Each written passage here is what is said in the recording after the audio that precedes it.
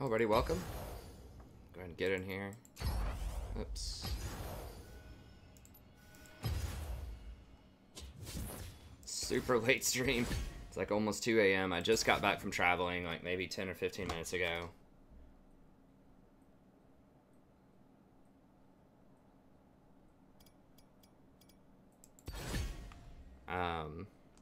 But I'm gonna see, I'll see if I can do 2 or 3 hours. I'm gonna see. I just want to give you guys something. So I said I'd try to give you something on Sunday when I got back.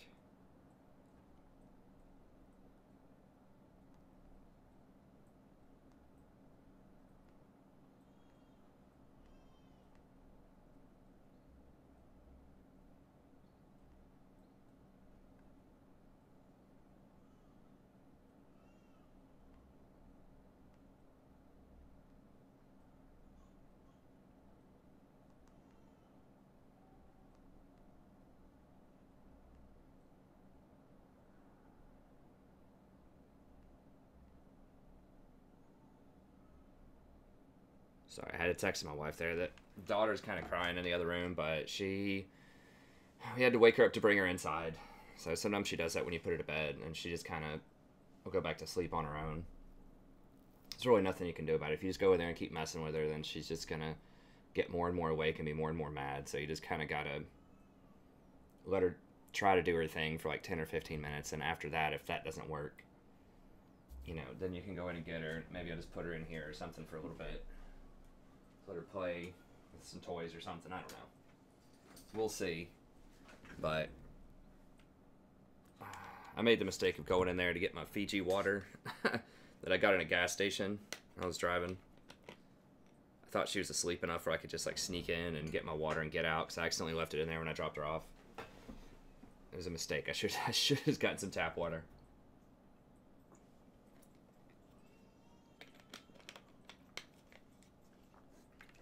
So we'll give her another minute or so, see if anybody has any questions or anything.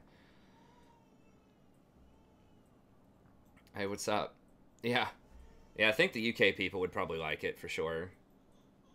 Okay, let me just go look at her real quick. She's still making some noise. Maybe I can rock her or something. So just give me just 1 minute here while we get a few more people in, and then we'll jump right into the games.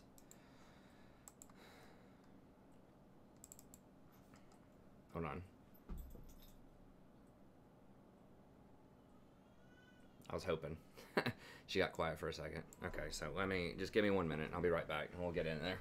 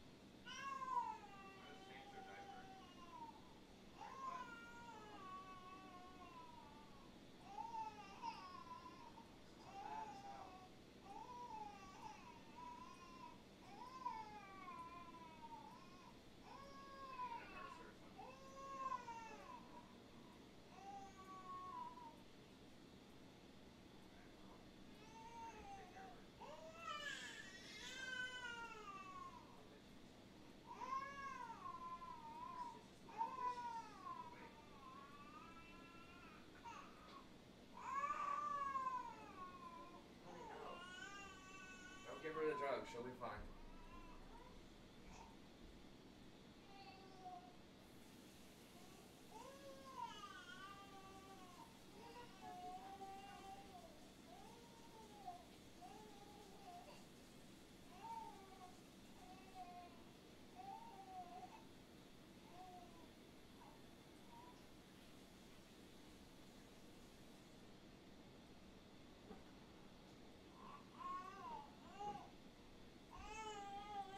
Try feeding her a little bit and then see if she goes to sleep. If she doesn't.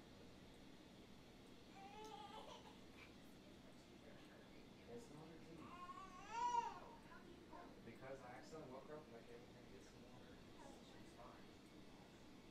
No. She's just mad because she woke up. And I changed her diaper and she had pooped her diaper. It's fine. What?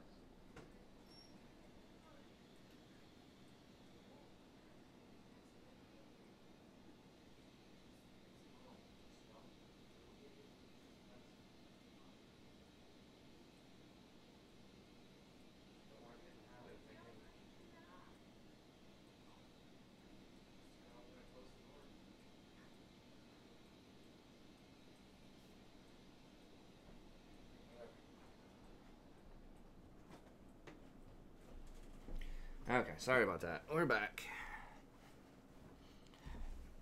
Change your diaper real quick. Alright.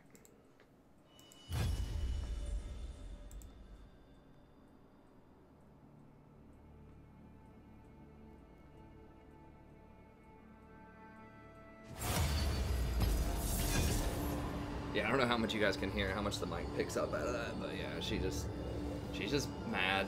She's fine. I mean, she's very chill most of the time, but we've been, like, moving her around. She's seen, like, you know, on the trip, she's seen, like, you know, a million different people this weekend. All these different places and houses. Everybody's just picking her up, messing with her, and just, you know, all weekend. And then we finally get home, and she's been asleep for a little while, and then we have to wake her up and bring her inside.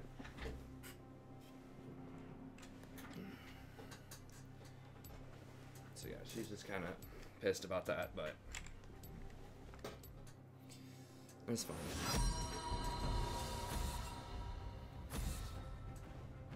She'll be fine in a little bit. Just instead of crying, just imagine that she's a teenager cussing you out. That would probably be about the equivalent.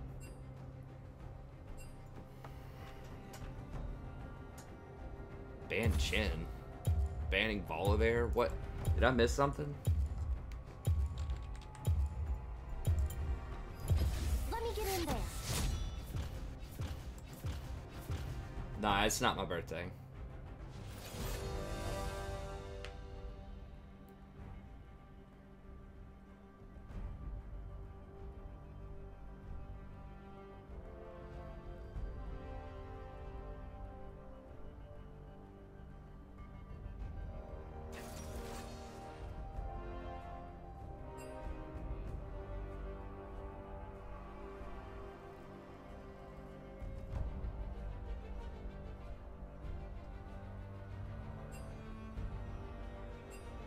Oh, I'm sorry to hear that, Harry.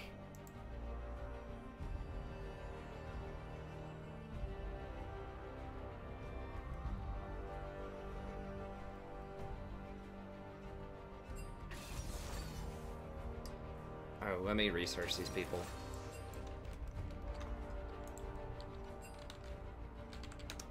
I mean, Varus is really good. Like, Varus is a legit ban right now.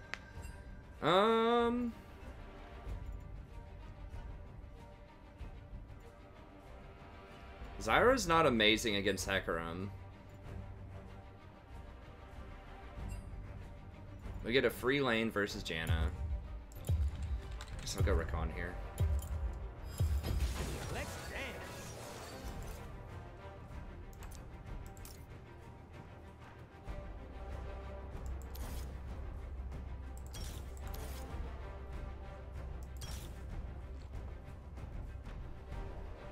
No, they get Fizz.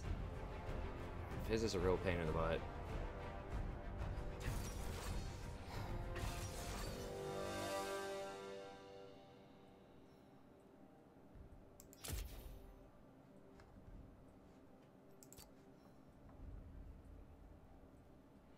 The problem, like, I want Ignite. I think I need Exhaust. Well, I didn't get to scout him out. I mean, whatever, we'll play it, I guess. We have pretty good comp.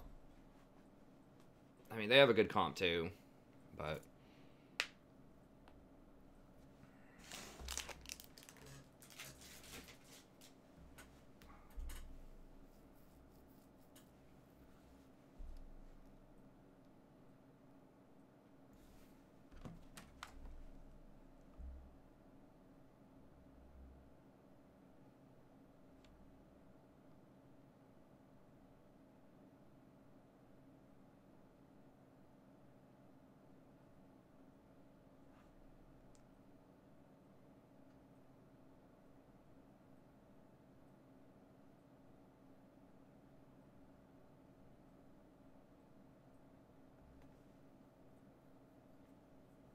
Okay, I'm just turning on the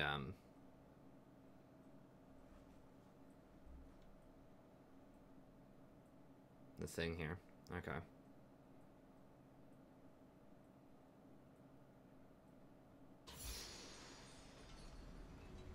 Hey, what's up, Jan? I'm not gonna pick Morgana into their comp. I mean, I don't play things because... Ugh, I hit everyone today. I mean, my line of reasoning is I want to win. Like, that's why I play things. I don't play things just because I feel like playing them most of the time, or because, you know, I'm not gonna like go into a game saying, okay, I'm gonna play this champion most of the time.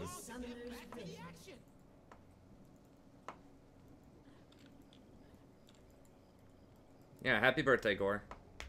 30 seconds until minions spawn. You know, I virtually always play just to win.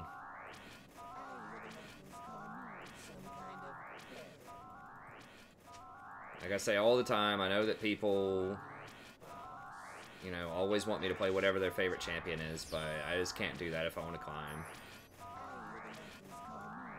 First of all, I can't satisfy that request. So, you know, because I can only play one champion at a time, so, you know, if we usually get between 150 and 200 people in here, and you were to ask everybody, what do you want to see me play, I'd probably hear like 30 different champions, and I just can't play them all. So I just have to go with what I think is going to help me win the most. I try to get some diversity when I can, but frankly, I mean, winning is the #1 thing, especially until I get out of gold. I'd really like to get back to diamond, and then maybe I can take some more requests, but... really, I think just winning is what a lot of people want to see, and that's what drives a lot of the traffic on the channel, too. How can humans not hear the magic? They're too busy building things. Why? Because they're afraid. Play 2 champs at a time.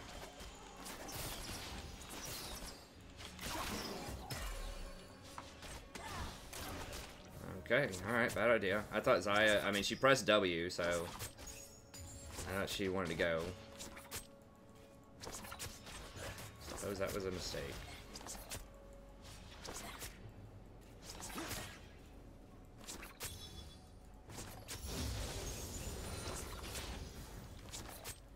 I am Rengar. What's with the accent? Just trying something new. You like it? No. No, I do not.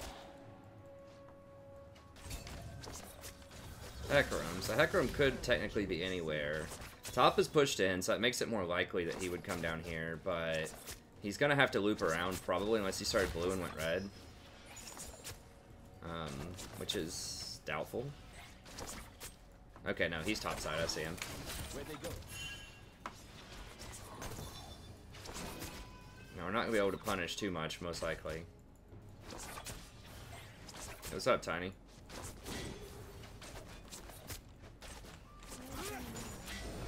What? Okay, well, if she's still, like, whatever. I mean, if you want to give it to her, give it to her. I can't do it right now. After this game, if she's still going, then I will.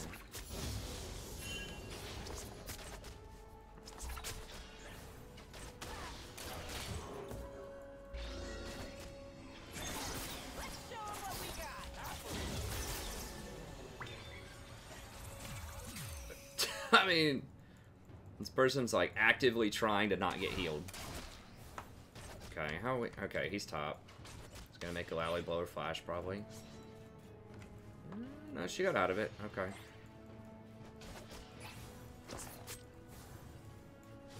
Wukong's getting Scuttle. We're just kind of free farming with Vayne. I mean, this is why I like taking Zyra. I cannot punish anymore early game here. Now, Hecarim and Fizz, I don't know. Wukong's dead, probably. Maybe not. He maybe had to flash. Well, I mean, you picked Wukong jungle. Like, it always amazes me when people pick these, like, really off-meta picks that, like, aren't that great, and then they complain against champions that are relatively, like, strong. Man, that champion's stronger than me. It's like, yeah, you're right. I mean, no one's forcing you to play Wukong jungle. Like, Wukong's good if he gets to, like, 3 items, you know, can get to the back line, but he can definitely get fully muscled out early. He doesn't have any CC till he hits 6. He's kind of like a marginally better version of a Mumu, but...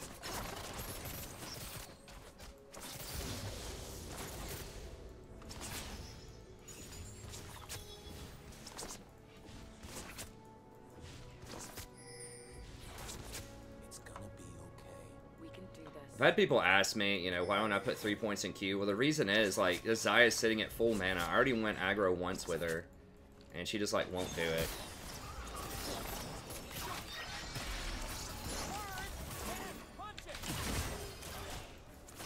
Okay, she finally went all aggro there. But a lot of times people just won't, like, go aggro enough when you're Rakan. And you're giving up so much of your mid game, which is what you're really good at. It's hard for me to hit the W on Vayne. Because she can tumble out of it without my ult. That is. I thought he left. I didn't see him.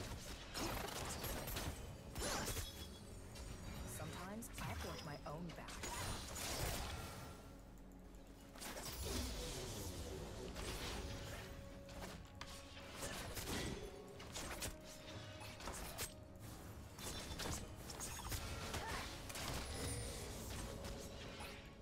I can't. She's too close to the tower.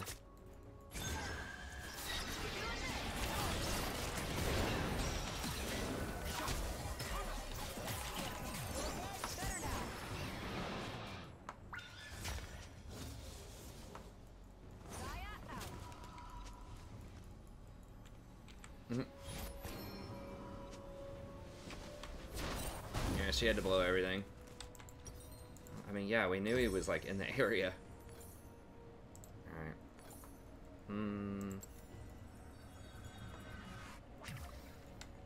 Just gonna get one control ward here. What humans call magic, we call life. Yeah, we're just kind of free farming.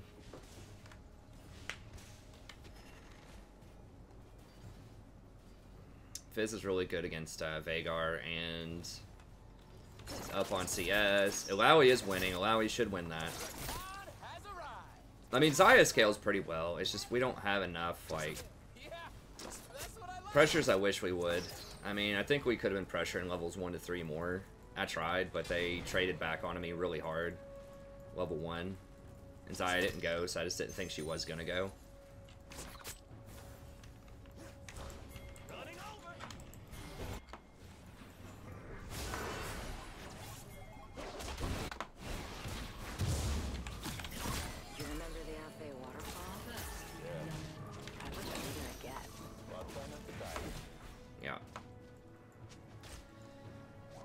I don't know. Maybe I should go back to banning Fizz. Like, every time I don't ban Fizz, I regret it. But then every time I don't ban Tristana, I also regret it. Tristana's just more popular than Fizz right now.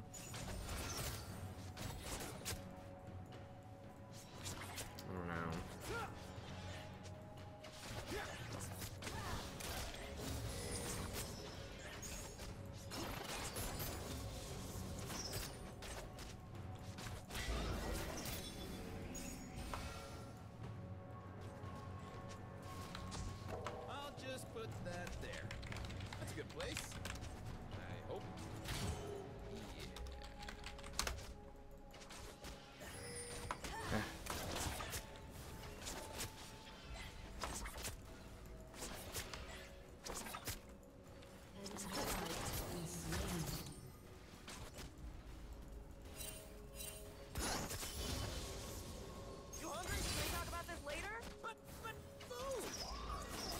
Oh, he's top lane. I just don't know if we can.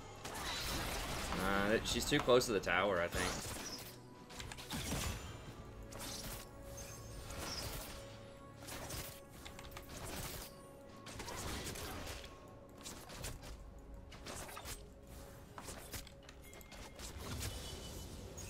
Zaya have her W. Dude, that is so telegraphed. You gotta wait, man.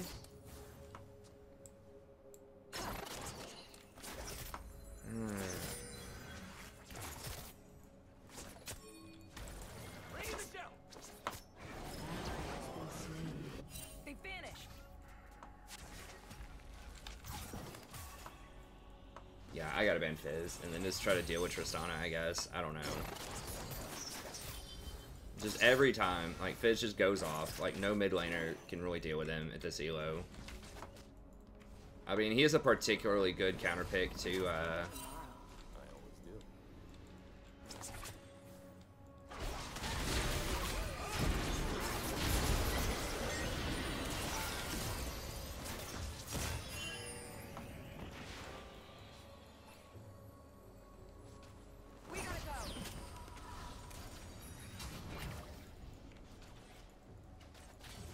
I don't know if she flashed. I know Janna ulted.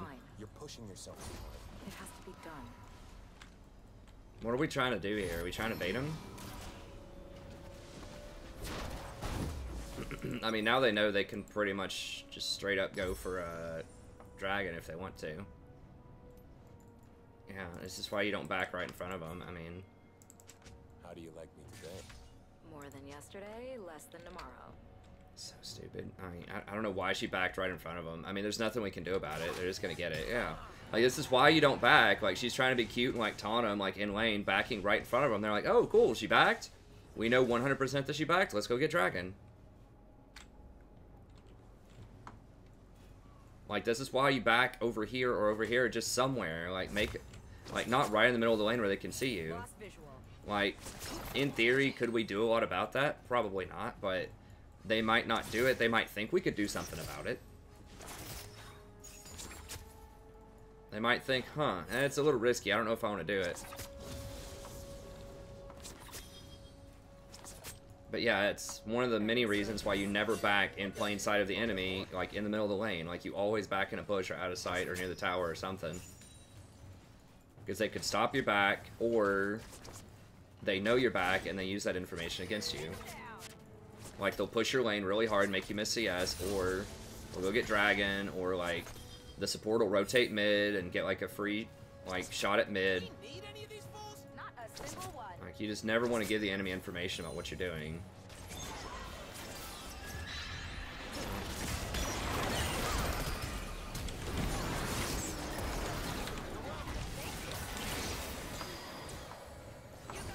Body blocked that fish and stunned him.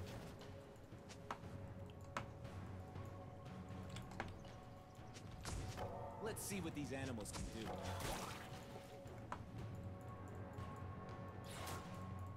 I don't know, Fizz. That's another thing about Fizz. Like, once he dominates his lane, if he gets a couple of kills, he can just roam so fast. Just everywhere on the map.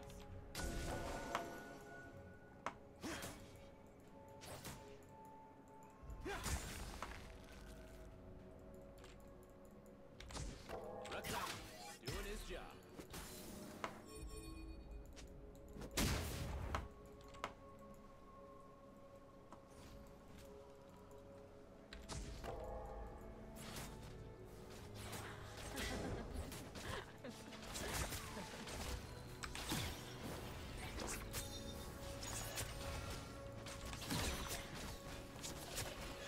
Well, he's marginally ahead.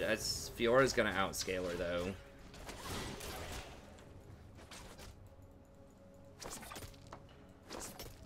Do you love me because I'm beautiful or because I'm sexy? Not now. Love is so cruel.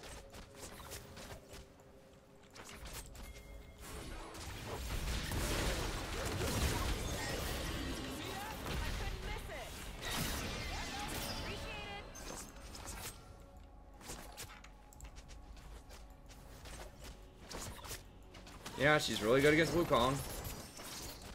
She's really popular too, which is like, you just can't.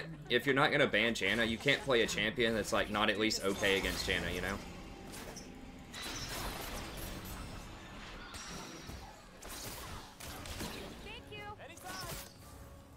She's just waiting for me to try to engage, and she's gonna Q out of it, so I had to wait until she Q'd and then go on her. But she didn't do that. She held it the whole time.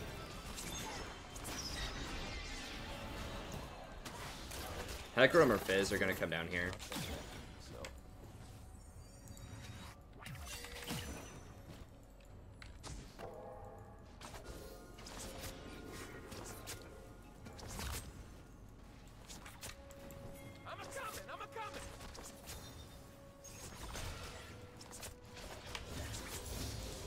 Can't until we see them.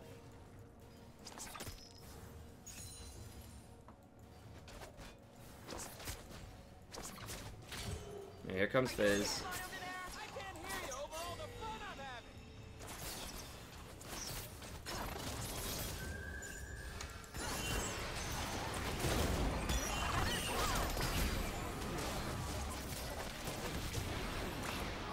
Yeah. I mean, she needed to jump the stun. Yeah, I mean, they're just going to camp us really hard because there's nowhere else they need to be, you know? Like, Hecarim, like, top lane's doing fine. Mid lane's getting slaughtered, so they're just going to camp bottoms. That's really their only hope. We were kind of going, like, sort of even. And Zaya's, like, the major threat. Okay, well, at least we got a kill there. And if they get Vayne going, then that's good. I could have exhausted the Heck, maybe.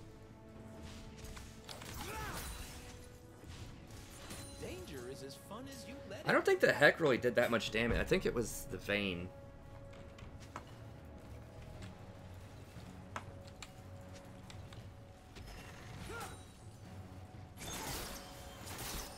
Oh, this guy's streaming.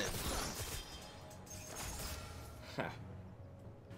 Why do you never say that? Because then, I wouldn't get to hear you ask. Okay, I need to try to clean this out.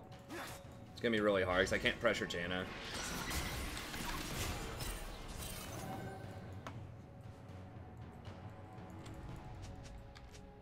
Well, I don't want to miss the start of the party.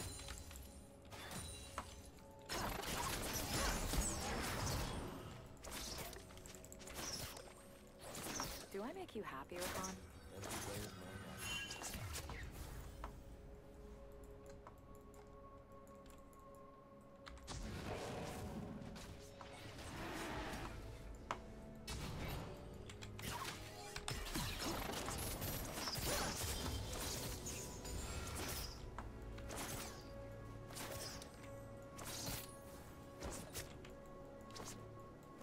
Darling. An ally has been slain. Attention to me.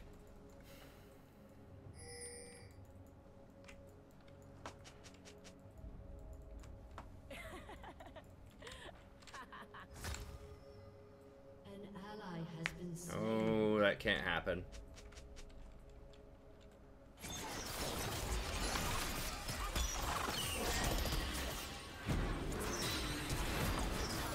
Okay. Well, we got something.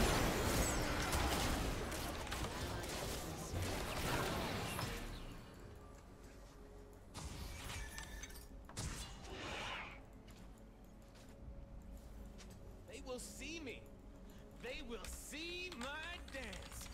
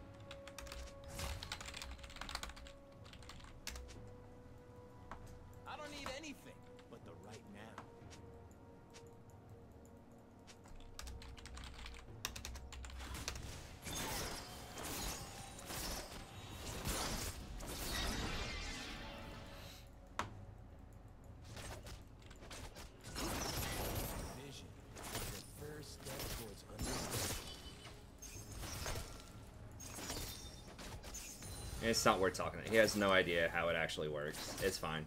Like, the reason that you don't just RW like I did right there is because she doesn't have enough damage to kill Janna, and Janna gets to ult and get reinforcements like she did.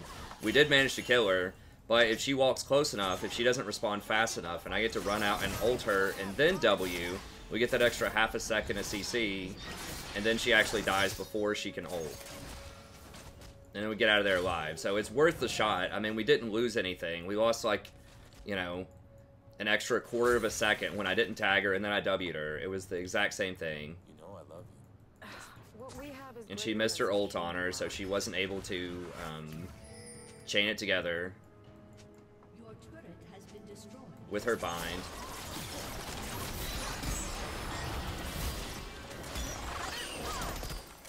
Okay, so she did that so that I couldn't W her again.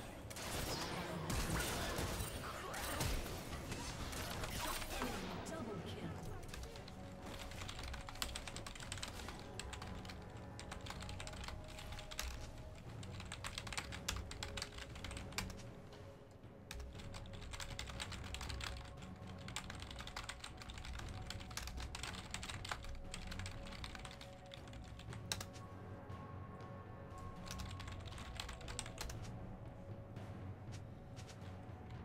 I was gonna mute her. There's no point. I'm just a gold level Recon. Who cares? An enemy has been slain.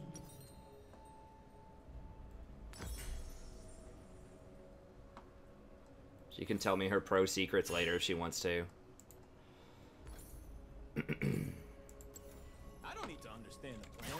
Yeah, there's no reason. There's like literally zero reason for her to use her ult there.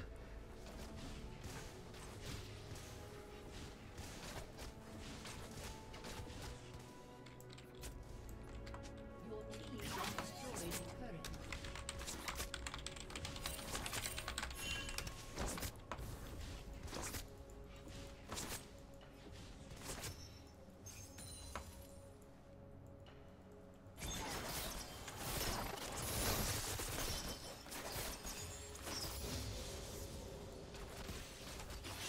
But yeah, you know, if you're with a Rakan, which should be a really common combination that she's used to playing with, is a Rakan.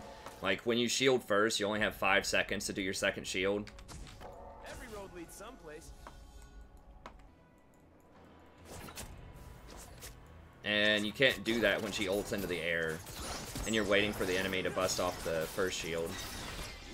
So you don't want to stack the 2 shields on top of each other, Why, thank you, darling. or you don't get as much benefit out of it. I was definitely talking about you.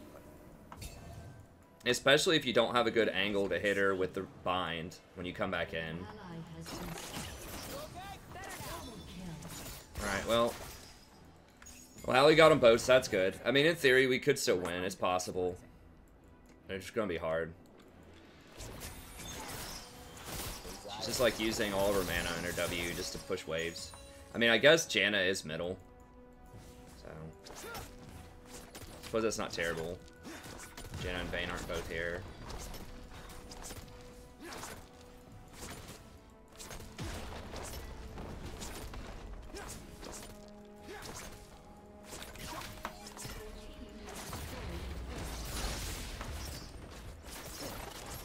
If you don't want to She's been caught by every gank too, which is one reason that I haven't been as forward early on, because it's obvious Hecarim's gonna camp us. Like, she even knows it. She's just not adjusting her playstyle. She's like, oh man, we're getting camped. It's like, okay, we are getting camped. You are correct. So why are you playing so far forward? Any possibility. You know, you have power over that. You don't have to be a victim. You don't have to say, oh man, they're camping us. There's nothing I can do. I have to die to the gank every single time. It's like, no, you don't. You just play back more defensively. Like, will you miss a couple of CS? Sure. But you're not going to die. You know, when you also miss CS, you miss CS when you're dead in the fountain. And you give them extra gold. Mysterious mystery.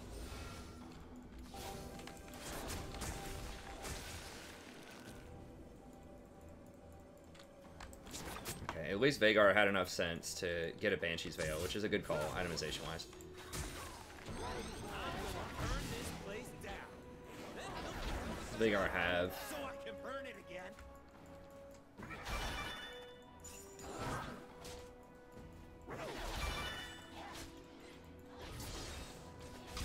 I mean, 3 bot, okay.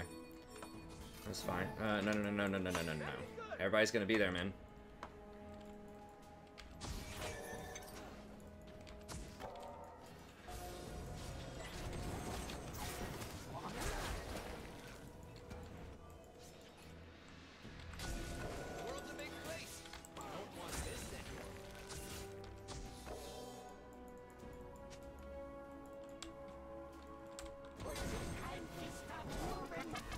We don't have the sun.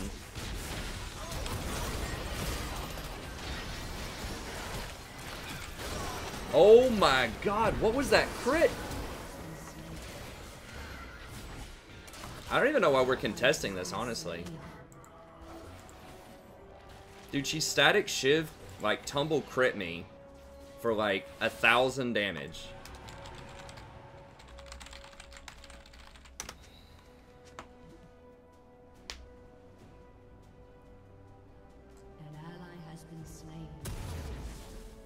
And then Janna just shielded and ulted her off.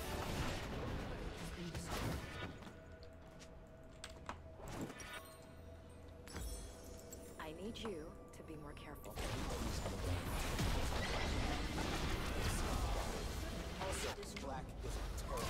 Wow, you've died 5 times. Like, I understand that you don't like that we're dying, but you've also died 5 times. Like, you can't complain about other people dying when you have the most deaths on the team. And they weren't even camping you. They were camping bottom. But there's no point in explaining that to her.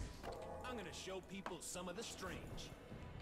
Like, you're playing a lane-dominant champion, and you got left alone in a 1v1 against a champion who isn't that great early on. And you lost the 1v1 hard. Should get ganked a couple of times, but nowhere near as much as we did bot lane. We shouldn't have died bot lane either, but that's just the situation.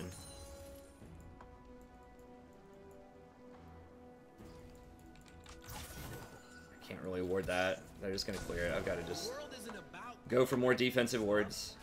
It's about seeing stuff.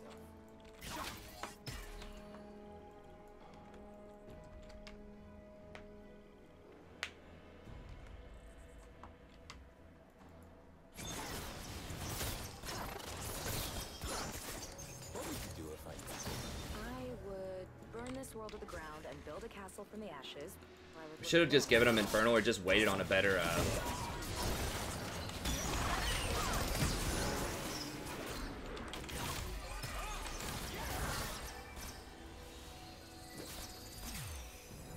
Okay, so we don't do any damage. Good to know. Good to know.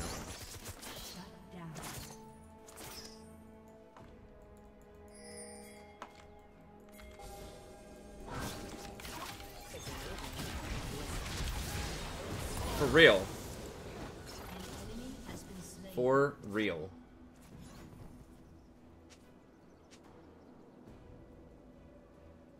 What is that? 972 damage. Off of, like, basically 2 Fizz autos. Like a Fizz auto and a Q, which is pretty much just a glorified auto.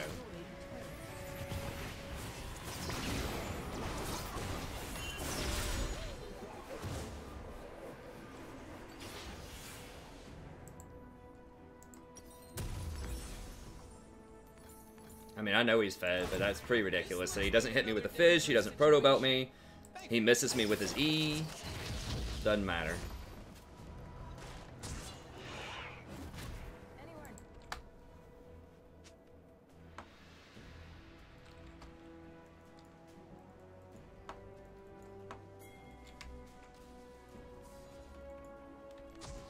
I should totally get paid for this.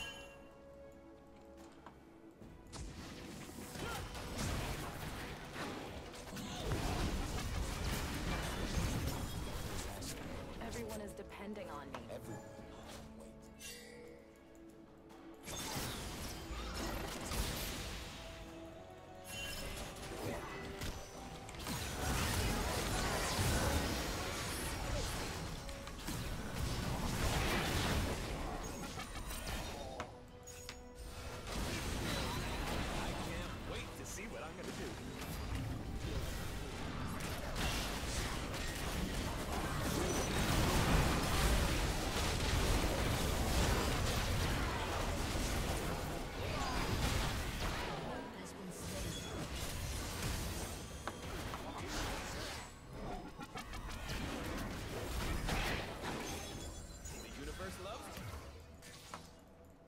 trying to press the potion button. I misclicked and put down my pink ward there. Whatever.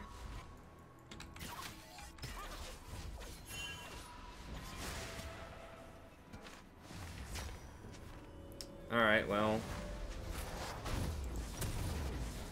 I mean, maybe, like, obviously I gotta get Locket next. I mean, I felt like maybe I didn't have to get Ardent. But I feel like we just do not have enough damage to kill people right now, or we didn't when I started Ardent, so. I feel like I kind of had to get Ardent, but now I need to get Locket. I probably should have gone Merc Treads. Fizz wasn't that fed at the time, but. Now, Veigar has built up a nice 40 CS, you know, advantage on him, so that's good.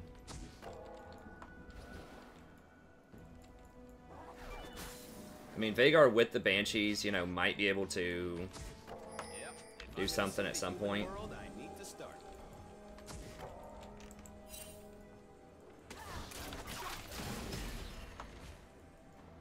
She basically tumble crit me for like 800. I just had a shield.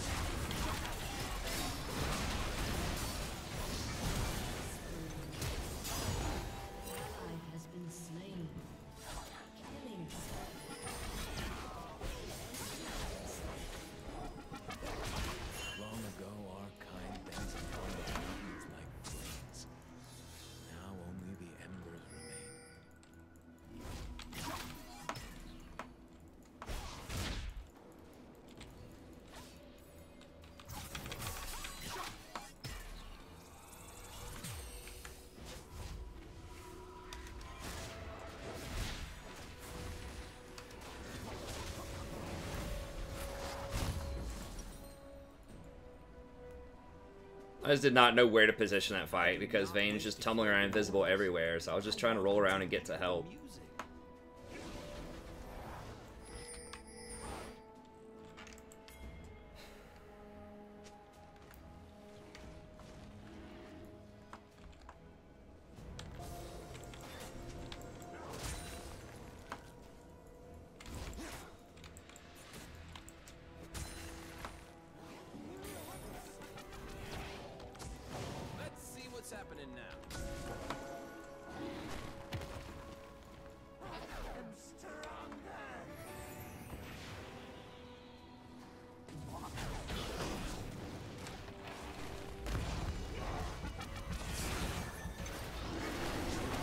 Oh, I thought he got stunned.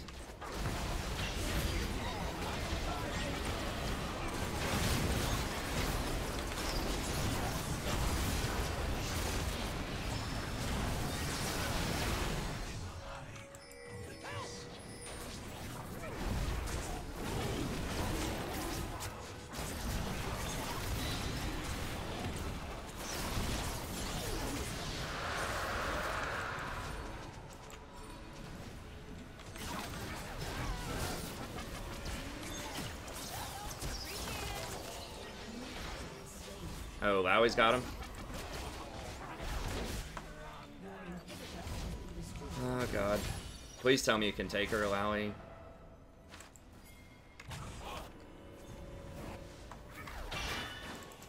I think you intimidate human female.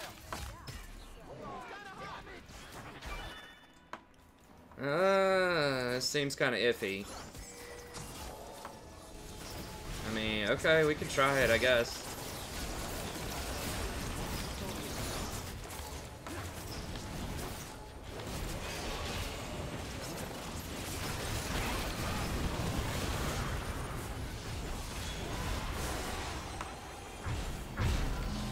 Alright. Where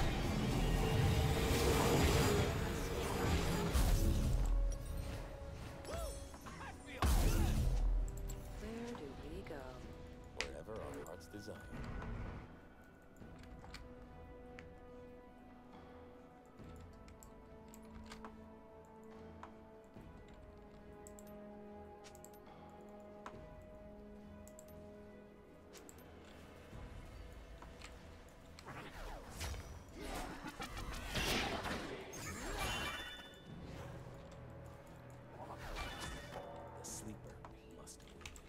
Dude, are you seriously farming wolves right now?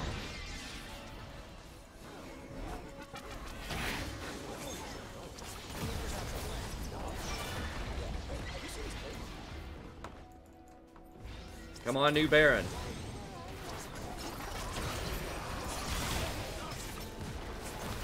Okay, sweet. I didn't know she had QSS. That was my fault. I should have known I couldn't chain that together.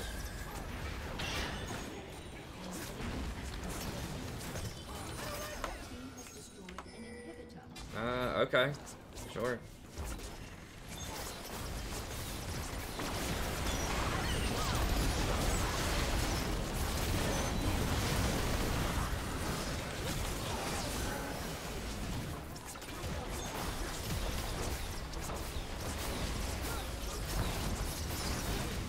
Alright. Guess we got it. New Baron. Awesome.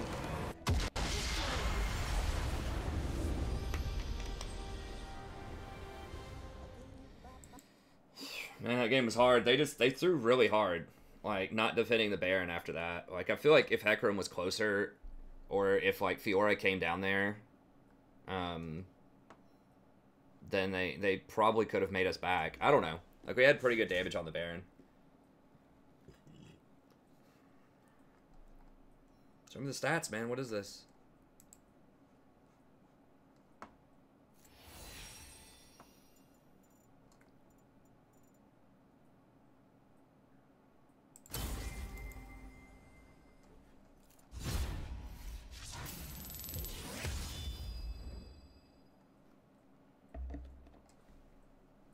Hospital. Well, I hope you weren't in the hospital. I hope you work at a hospital, Haley.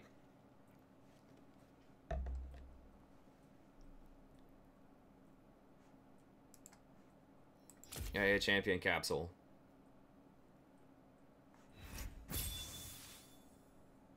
GG, no re. I like that. It's like old school. That's like early 2000s. My friend and I used to say it sometimes to each other just to troll. It was funny. Yeah, I was ranked.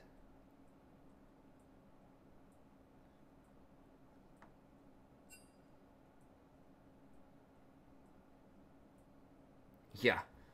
Yeah, Vayne's pretty good. Someone get Zaya a juice box. Well, I was sitting there typing way too much to her. I don't know. Sometimes people are just so dumb when they, like, try to say stuff to me. I don't know, that it's hard not to get a little triggered, but I just muted her and moved on. I should have done it faster, honestly. But I don't know. I just failed. I should have done it faster.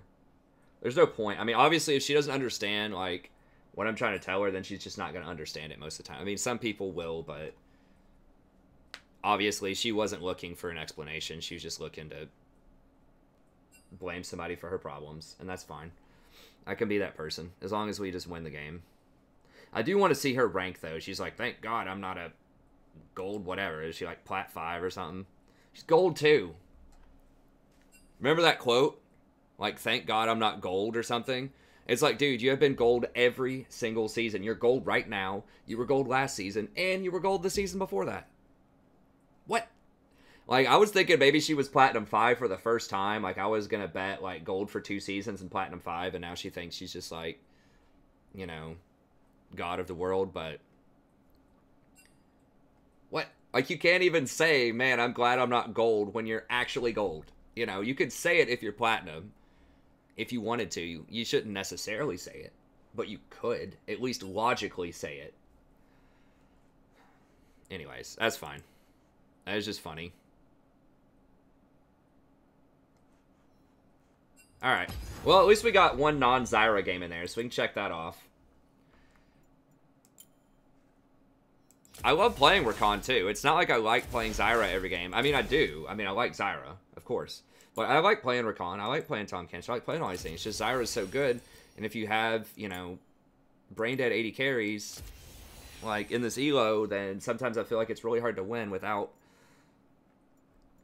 having something like Zyra, without completely shattering, like, making it to where it's almost impossible to mess up the laning phase, because you're just going to 2v1 the laning phase, if you're playing Zyra correctly. But that was a good, you know, I had Xayah on my team, so Rakan's good with Xayah. Rakan's pretty good against Fizz and Hecarim, because he has scaling shields and he's like mobile, so it's hard for them to catch him out. And Zyra's very bad into those champions. Like, she's very bad against Hecarim and Fizz. Just anything that can dive and get on you with almost certainty, like very little counterplay to it, from someone like Zyra, you know, it's going to be good against her, so. Make sure she quit crying. She was crying kind of off and on, I think, during that game, but I think she's finally chilled. I don't hear her. I'm just waiting a second, just in case. You always want to wait. If someone leaves a lobby, you need to wait at least 30 seconds and get a different lobby. And the reason is, you don't know why somebody left. Like, most of the time, you know, it's whatever. Maybe they queued and they realize, oh, God, you know, it's almost 3 in the morning. I need to, you know, I need to go to sleep. Or maybe it was just like, hey, someone banned my favorite champion, so I'm just going to dodge. Like, it could be something as innocuous as that. But at the same time, it could be a troll, you know, it could be someone on the enemy team that just says, I don't care, I'm going to feed, what are y'all going to do about it? I mean, someone could be saying that on the enemy team, you don't know. And then when somebody dodges over there, it reshuffles the queue sometimes, and you could get that person on your team. So even if your team looks good, you know, you should highly consider, if someone dodges, you should highly consider, you know, going to a different queue, unless you know why they dodge. Unless someone on your team says, crap, I didn't realize how late it was, sorry guys, gotta dodge. You know, then you can maybe stay in if you want. But in general, I would just, if anyone leaves, I would just wait. It's just 30 seconds. Unless you're like a challenger and you're in like 20-minute queues or something, then I would just wait the 30 seconds or whatever. Get a fresh queue. Also, and I've talked about this before, if you have someone on your team who's like a one-trick and they say, I only play Jax or something like that, don't ban them. And then that person, you know, gets shuffled around or whatever, then somebody bans the Jax. Like, maybe another person on your team gets shuffled over to the enemy team, and then they ban the Jax. That guy's going to be in a tough spot, and he's going to be tilted that they got an informant on their team that banned the Jax. So, I'm just banning Fizz. We'll see. I mean, we dealt with him last game. Honestly, I'm not even sure how we won last game, realistically. I think they just, like, did not play around Alawi well enough. She got, like, a double and a triple kill in there.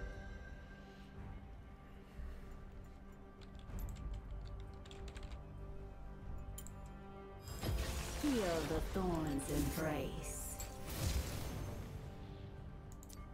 And I don't know, because Xayah died every fight. I think it was a combination of Wukong had good ults once he got a couple of items. Wukong does a lot of damage once he gets like 2 or 3 items.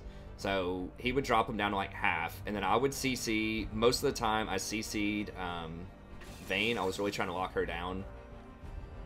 And then Fizz just killed Xayah immediately every time. I was like, whatever, she's not worth anything. It's really the Wukong and the Alawi that I was trying to play around. And, yeah, we just killed Vayne a couple of times. I was able to shut Janna up that last fight, the last meaningful fight, around Dragon before we went to Baron. I ulted, if you didn't notice what I did, I ulted W'd to shut the Janna ult up, and then I E'd over to Wukong while I still had my ult on, and then walked into Vayne to CC her at the end so that Wukong could finish her off. And then that was pretty much it. And then we were just able to play around Fizz, and he was trolling, and we eventually caught him and killed him.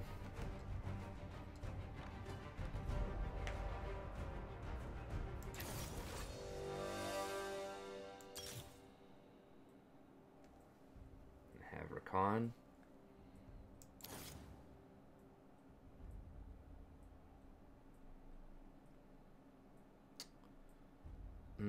I probably need the mobility. I've actually been thinking about absolute focus a little bit more. Doing that extra damage is a pretty big deal, especially early on.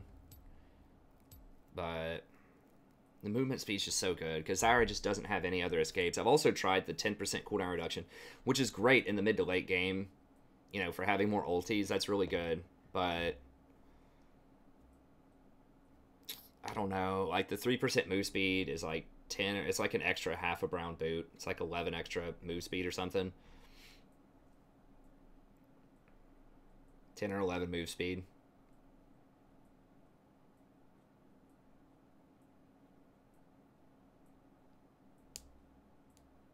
which is important.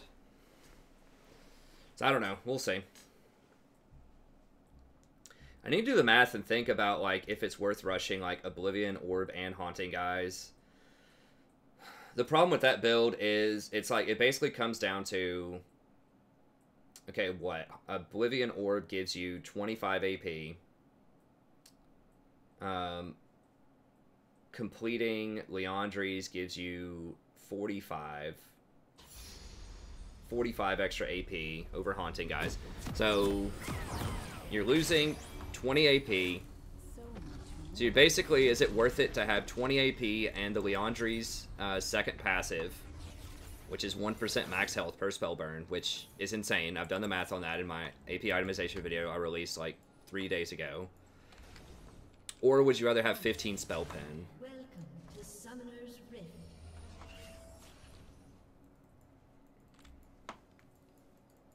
Which, depending on their magic resist, usually comes off as somewhere near, like, if it's a 50 magic resist target, it's going to be closer to, like 8% or something like that extra damage. Against, like, 100 magic resist target. I do the math in the video. I can't remember exactly. Against 100, I think it's, like, 4%. And it's, like, 8 to 10% against a 50 magic resist target. So I'd rather have that, like 10% extra damage, or would I rather have 20 extra AP plus, how much would, so 20 extra AP, Zyra does scale very well with Pen. It's hard to do that off the top of my head with all the plants, depending on their level and all that stuff. I think the health is the same, basically. I think it's like a total of 300 health either way, so that doesn't matter. But the 1%... I don't know. I'm actually not going to trigger that plant because I'm afraid it'll steal it. He should have done Raptors first also, but that's fine. I don't know. I think that finishing Leandri's is probably better. But, I mean, it might come down to, like, the burst. The Pen is better for burst, and the Leandri's is better for, like, longer fights. I don't know. I'd have to run the math and think about that a little more carefully.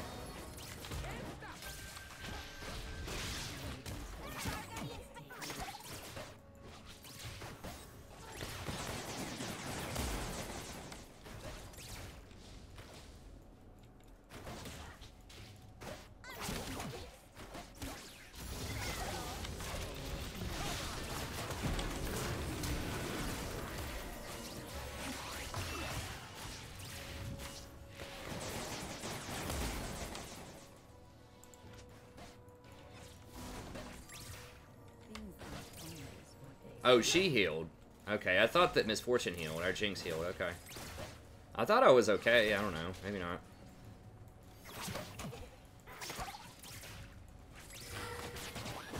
Oh, God. Why does that do so much damage? Misfortune is such a terror against, I have to respect Rakan here. I should have only done one plant, I accidentally double-clicked two. I had a habit. Bad. So now I'm kind of defenseless for a little bit. But on gold, they won't capitalize on that too much. Like at higher levels, if people see you use both plants on something like that, they'll know that you're going to be pretty weak for about 20 seconds. It's like missing a thresh hook if you use double plants.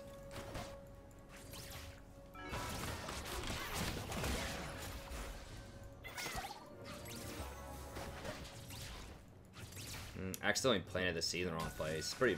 Mechanic's a little shaky. I haven't played in a couple of days.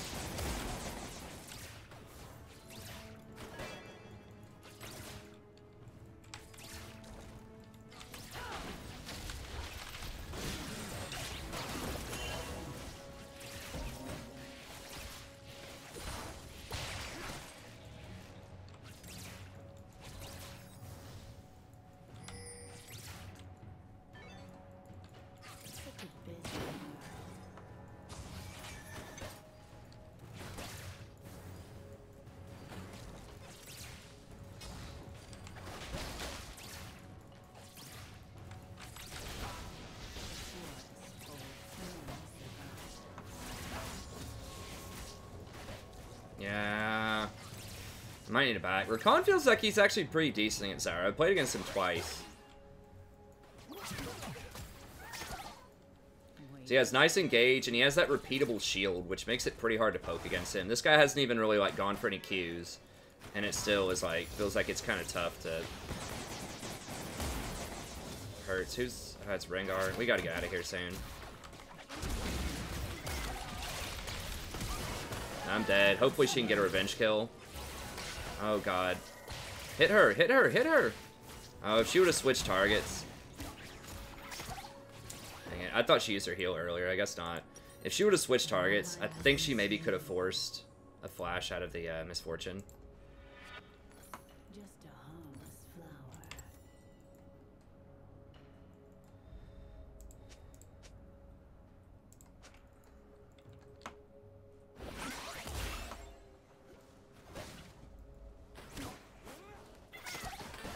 So much more to see.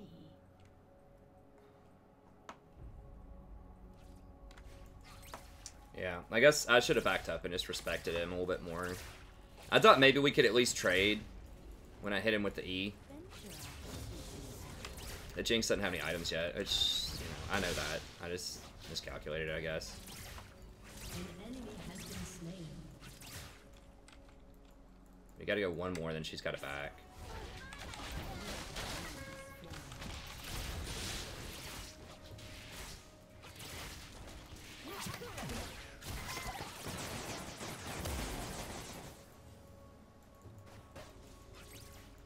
She's got it back. Okay, I'm gonna try to... Nah, I can't. They're gonna see it. Okay, I guess I'll just back and buy something random. I mean, maybe I can make a play metal. There's really nothing. I could buy a couple more potions or like a control ward or something, but I don't want to hit that dust just yet. This could be warded, which could be bad, but okay, never mind. Oh, that was kind of a waste of time. Alright. No! Dang it.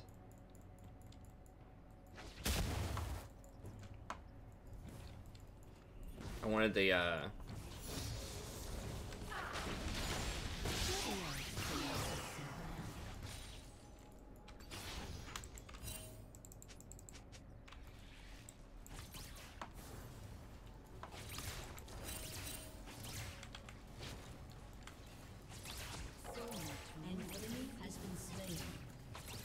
Okay, there's Rakan.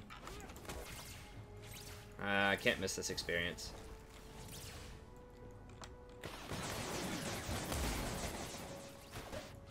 Come closer.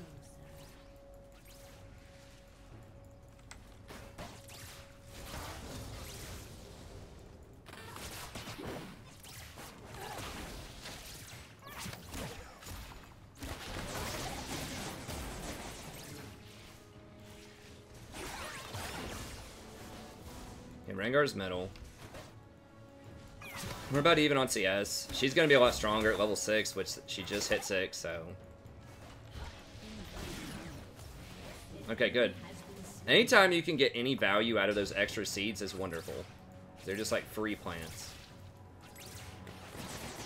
I gotta watch out, because if he ults me, it's going to be really bad. If he, like, ult Ws.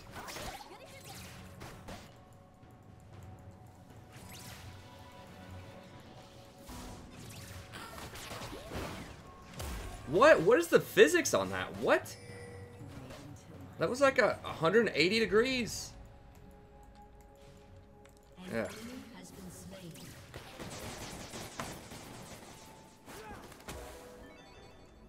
I could have maybe turned and eat him, but if he like ulted onto me, I would have been in a bit real trouble. How does that not see him?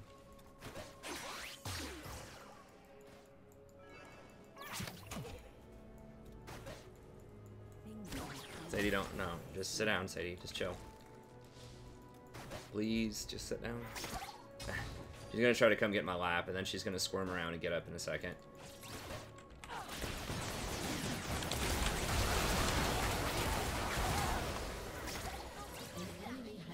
Did I seriously not put my plants down?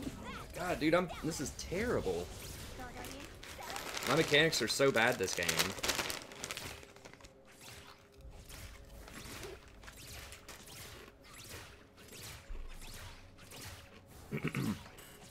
Or my keyboard's going bad. Which is possible, but...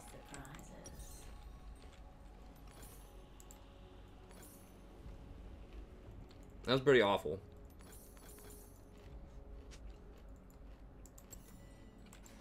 I mean, at least we traded the kill, but...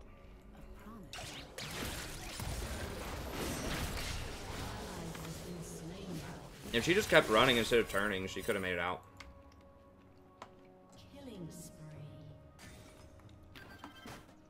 Yeah, if I just had 2 plants on her, I guess it wouldn't have mattered that much, because she would have still killed me before I could kill her. And Jinx would have cleaned her up anyways, but... yeah, I really need to...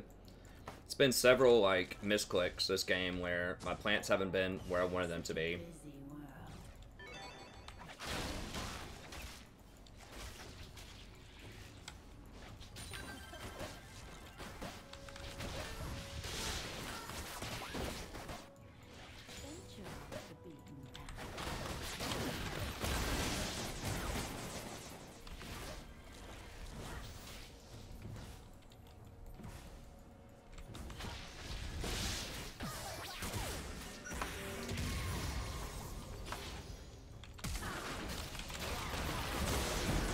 Whoa, what?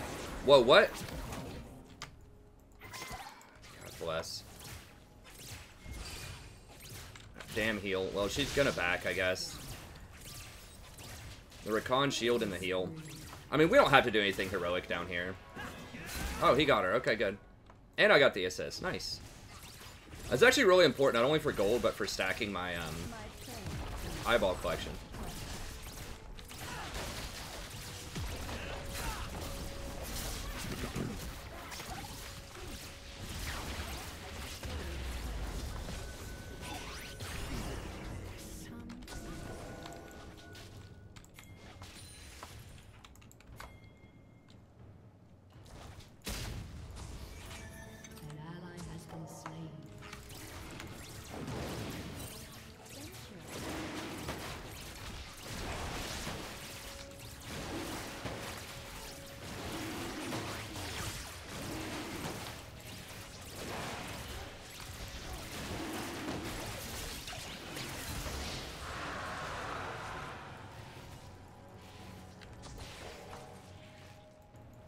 Oh, if she kills him, yeah, we can just get this tower. She's gonna be like, no, don't get my tower.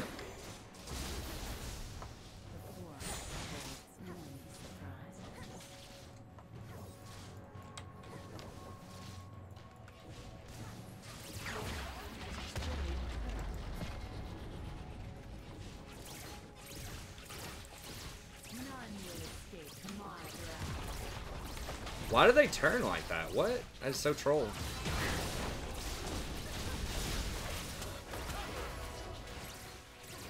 Okay.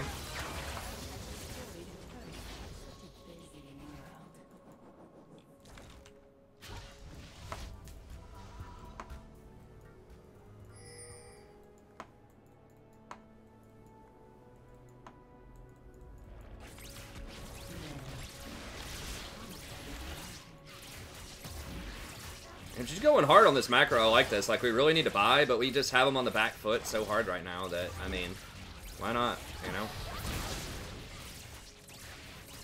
Like, we see Rengar bottom.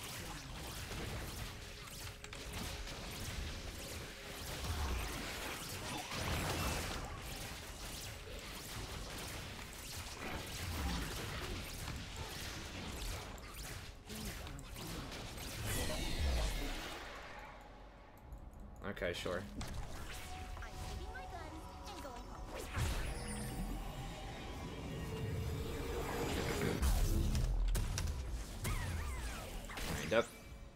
Definitely need boots. I'm just selling that and getting mask. So much more to see.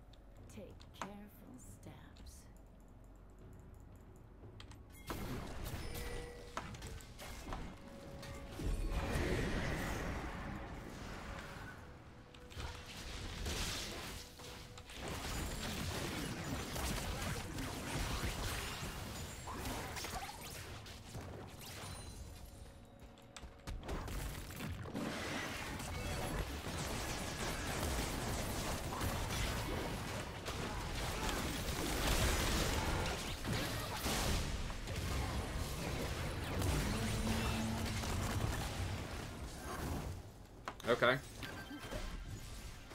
Well, we did a lot of damage to it. Ari's pushing bot.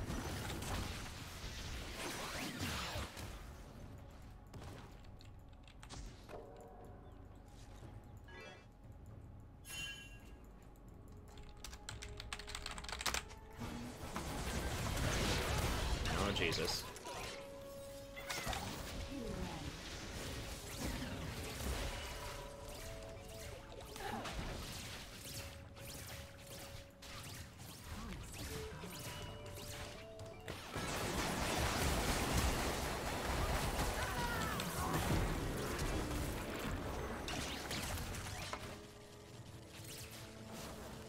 Damn, my flash just came up too.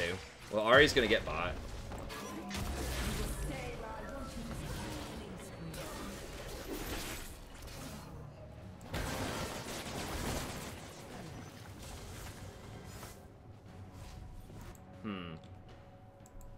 Yeah, I mean, Misfortune, she's good. She's definitely a good champion against Rakan. Or against Zyra. There's nothing I can do about that without flash. Like, if she E's to slow me and then Rakan goes in and then she ults, it's pretty much lights out. I was first pick, though, so I didn't know what they were going to pick. I may have done something like Janna with this comp. I mean, Zyra's fine. I just have to play more in the shadows. I can just not play straight up.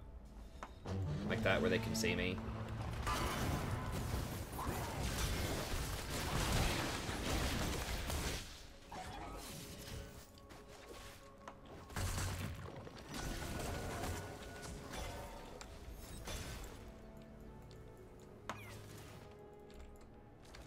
Such a busy world.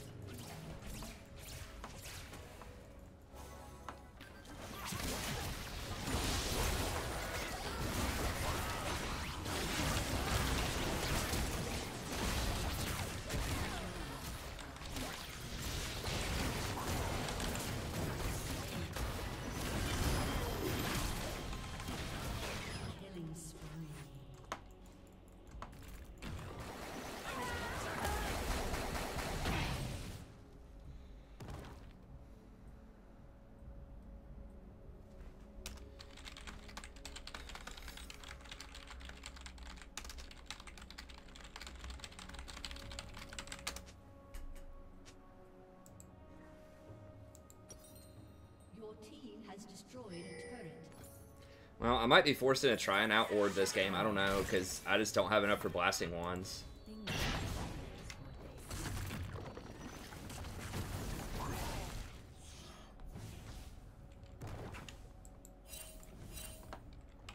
Shut down. So much more to see.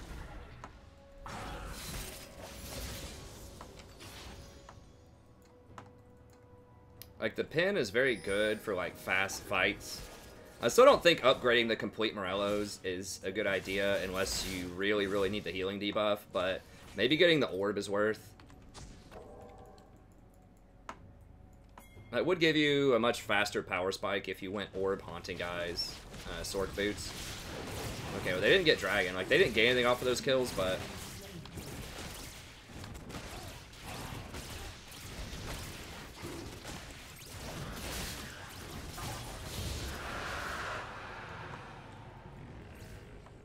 Just a harmless flower.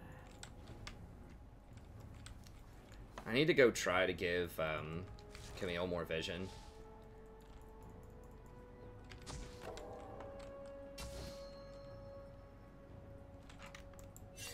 Venture off the beaten path.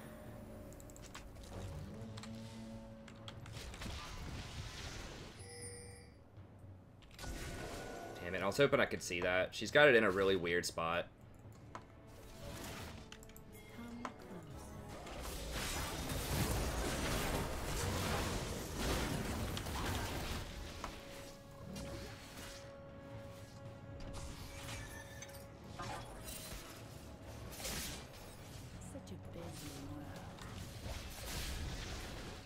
Trying to get some vision. Guard Baron. They're not doing it.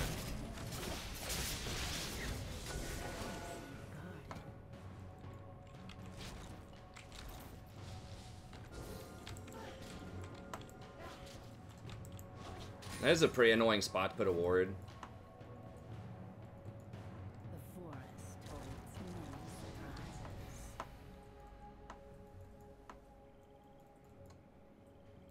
Okay, Camille's gonna get that. I need like a little bit more gold. I can come down here with Camille and maybe help.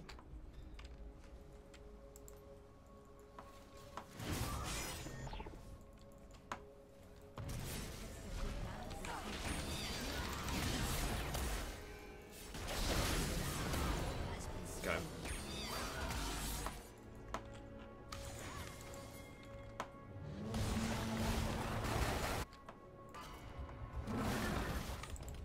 Godlike.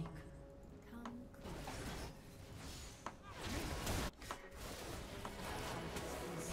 close.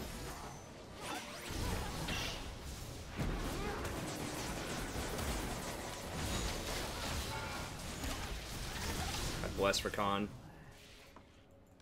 Why was he slowed so much? What slowed Rakan? She has Death Cap Ludens. She doesn't have Glacial Augment. Like a red buff or something? Off of Wukong maybe? I don't know.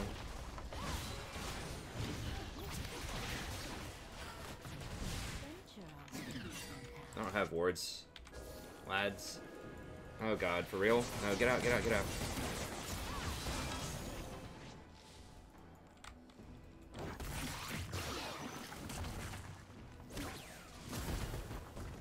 Okay, whatever. I guess we can siege him, sure.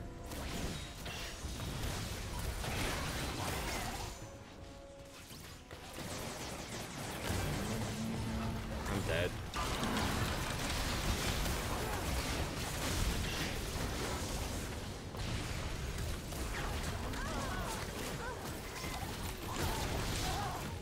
For real? They had that warded for real? Okay.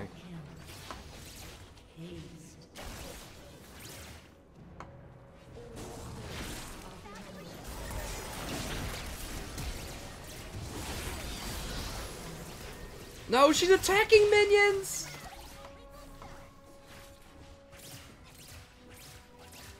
Ah, Jesus. Alright. Well, change of plan. Since I have so much gold, I'm just gonna get this. And I'm probably gonna get Rylai's. Take careful steps.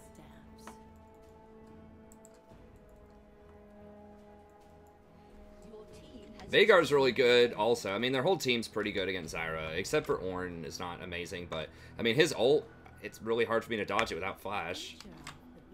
But yeah, I mean, like Rengar, Veigar, like all those champions are pretty good against Zyra, so they have a pretty good anti-Zyra squad. Obviously, yeah, I mean, this is one of the, not the worst, but certainly not the greatest game that I've ever played. I've missed quite a few mechanical things. You guys haven't sequenced my plans right.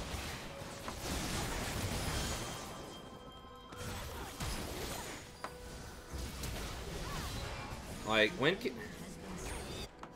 I guess they did just nerf the crap out of the hourglass, with or the whatever, but people are still getting it.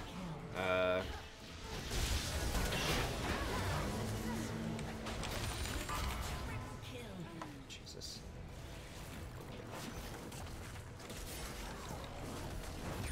I can't do anything there.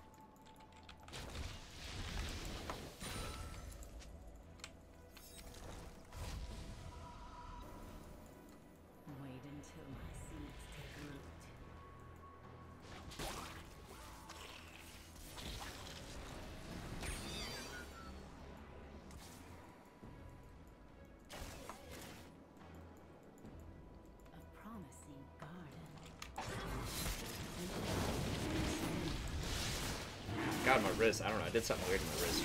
Alright.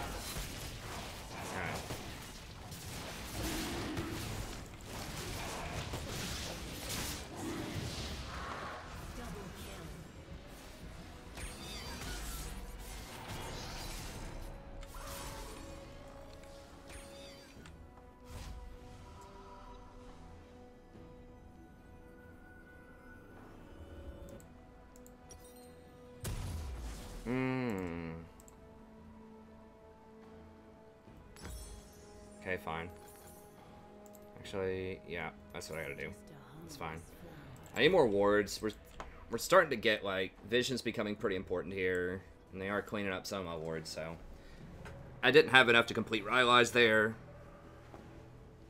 I could have gotten Blasting one, but then I wouldn't have any control wards to defend, or to set up for Baron, so.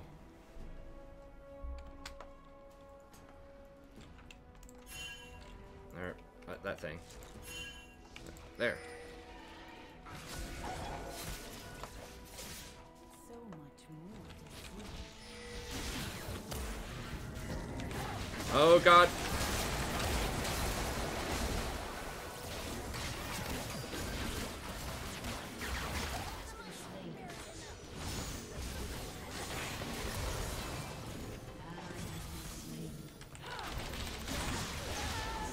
For real.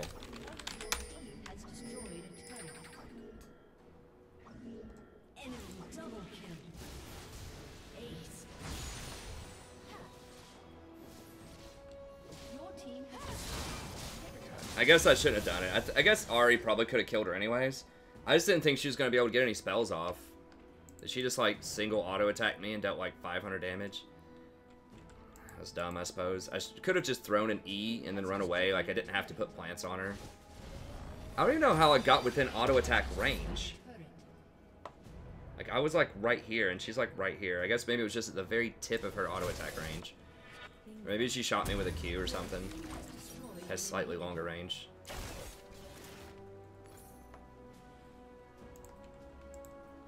Shut down.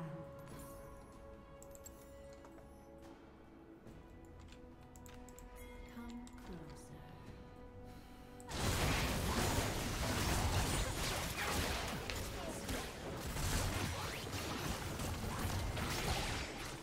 I think it's like all that driving that I've been doing the last couple of days combined with come back and playing some League. The wrist is feeling a little funky, but we can play through it. It's fine.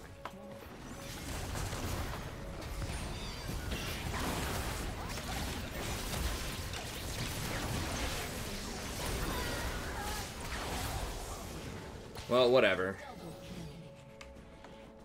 It wasn't me. My guns have minds of their own.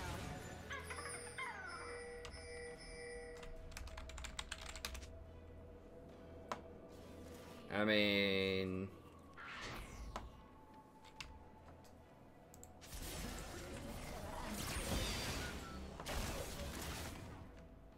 I would say do this.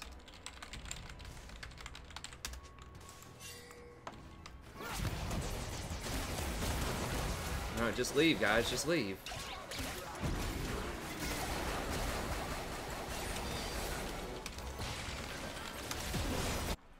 such a busy world. Your team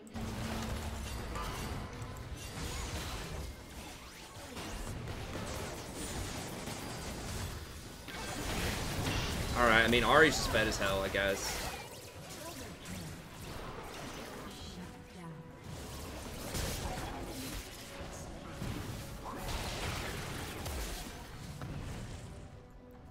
I mean, we were ahead. I mean, they just basically like 2v4'd or something. And that Ahri's just insanely strong right now. Guess that new Luden's death cap's really good on her. I don't think they changed anything about her directly. Maybe they changed, like, she's always been, like, a decent, you know, champion. She just doesn't see a lot of play, but she has mobility. She has pretty good damage if you hit all of her spells.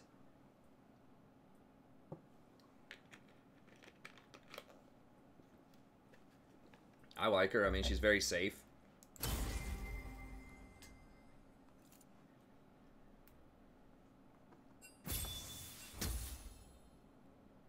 a bad game for me.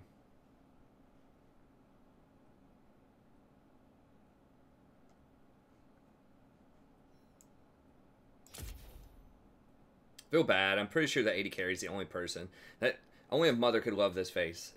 You know, this game being my face. That was awful game by me. I mean, like I said, to be fair, they had a really good team against me, but also, to be fair, I missed a lot of mechanical things where it doesn't matter what their team is. I should be able to hit my seeds properly. I just goofed that one up. But that's alright, hey. Sometimes you carry people, sometimes you get carried. That's the cycle of life in League of Legends.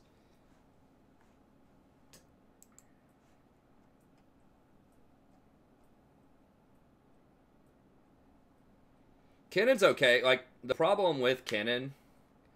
I talk about Morello's on... Just watch my itemization video. It's just not worth it. Like, the item cost to benefits is not worth. You know, it like I said, it's debatable whether the 1500 gold, the orb, is worth, and you just stop there.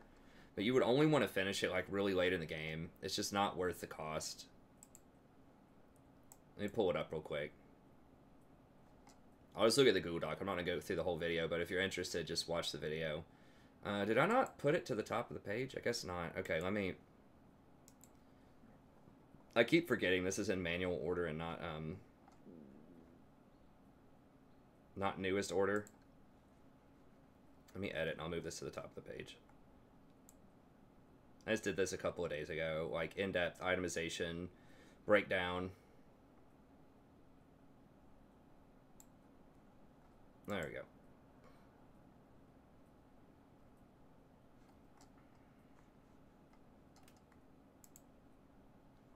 We're ready.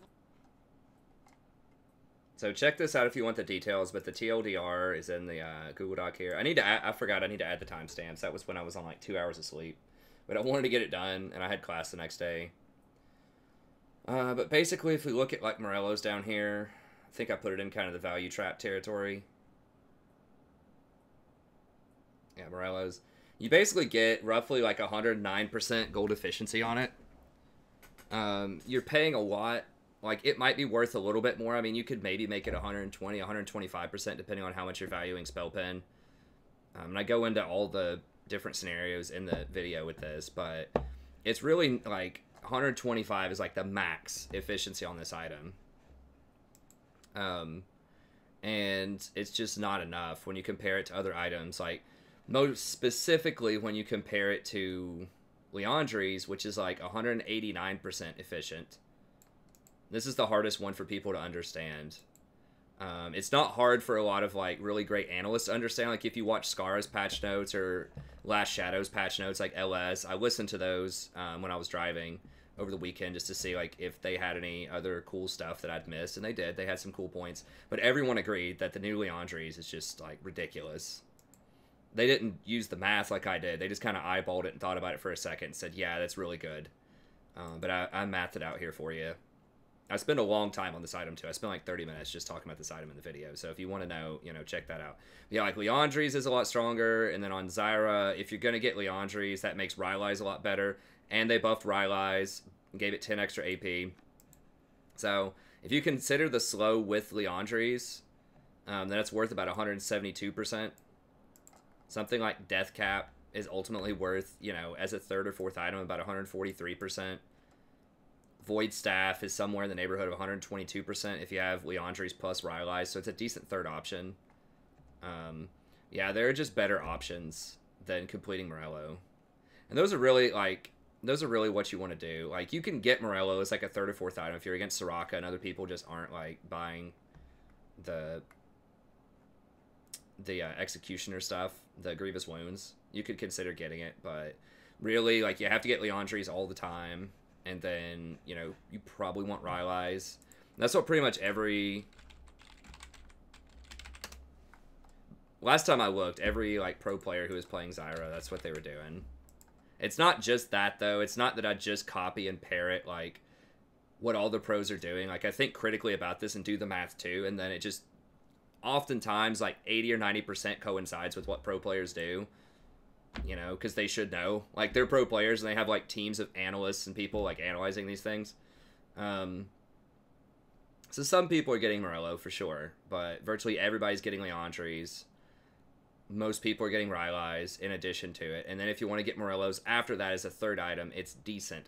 You know, I think that you would still want either Void Staff or Death Cap after that, but, you know, Morello's after you get Leandri's and Rylai's is worth considering. I mean, you can do it after Leandri's if you really want to.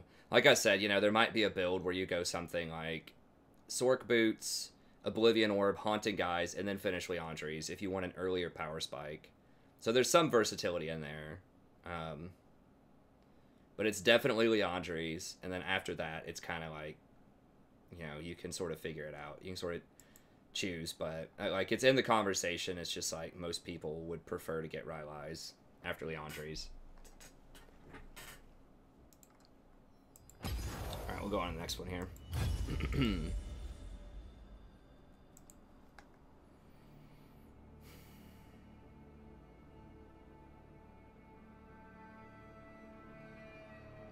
Yeah, I've watched Freak. He does some. He didn't really break down Leandri's, though. He did some very basic stuff with it, but he doesn't go through scenarios like what I do with mine. But, I mean, he does have some good ideas. What's up, Vittoria? Yeah, Twin Shadows is a value trap. I don't think most champions would want it. You know, it's... I didn't put the efficiency there. It's really low. Like, it's under... I mean, it depends on how much you're valuing the ghost, but what it comes down to is basically, you know, it's only 77% gold efficient, which is atrocious. And just to get to, like, 100% efficient, like, you need these ghosts to be worth, like, 600 gold, I think. 552 gold for this to be gold efficient. And that's just 100%. And when you think about something like Leandri's being 189%, like, those ghosts would have to be worth like multiple thousands of gold, which means, I mean, you have to be able to pinpoint, say, these ghosts like single-handedly caused me to get like 6 more kills or something. Like, I would not have been able to hit these skill shots without these ghosts. You know, if that's the case, if you're getting like, you know, half a dozen kills off of the ghosts, like if you're using it with Brand or something, and there's just no way you ever hit a Brand stun without the ghost, but when you have the ghost, you hit it like 100% of the time. You know, scenarios like that, sure, you know, you could consider Twin Shadows, but just getting it, just to get it for, like, just the slow effect, and not really, like, super capitalizing on it, it's not going to be worth it. Like, it is a fun effect, and it's sad that it's this low, but in terms of valuation, like, if they gave it, like, 80 ability power instead, then it would be, you know, worth considering, but... To the briny deep.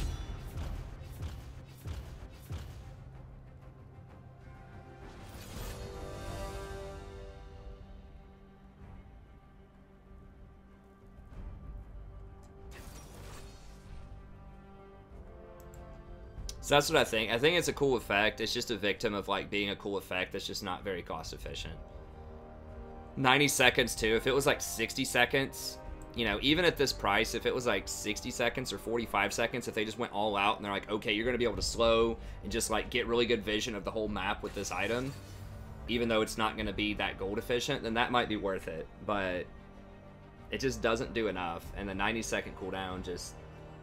it's just not enough. It used to be a good item. It used to be, like...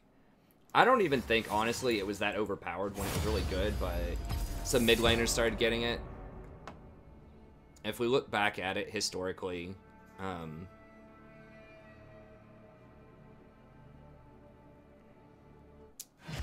yeah, so it used to be 2,400 gold. It used to give 80 ability power, 10% cooldown, and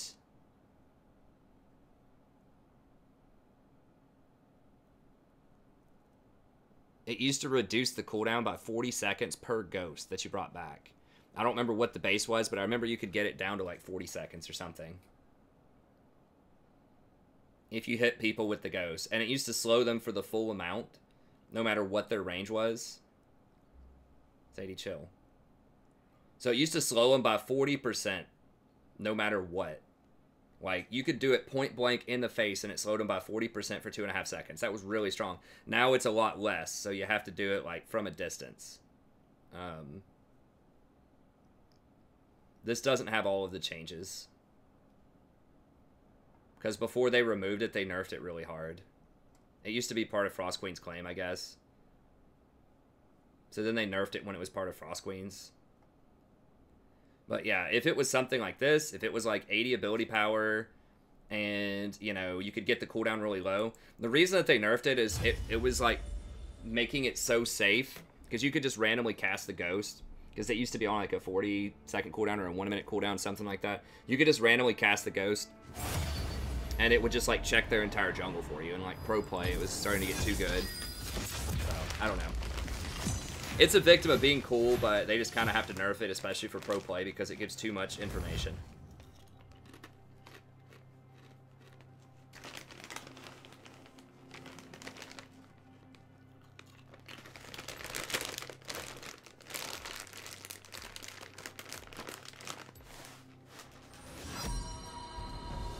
And on utility supports, you definitely want things like Redemption, Locket, Ardent Sensor, just all way better bargains. What the hell, dude?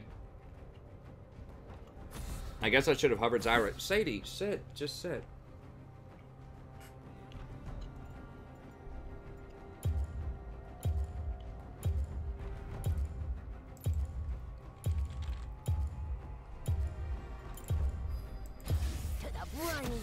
We might dodge this one. If we seriously get a Volibear jungle, I don't know. We'll see the rest of the stuff, but...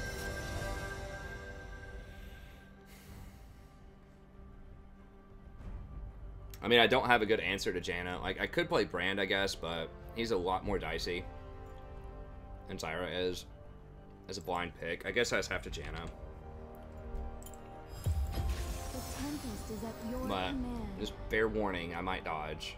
Volibear is still... I don't know. I haven't seen a lot of him since the buffs, but... I highly suspect that he's still one of the worst champions in the game.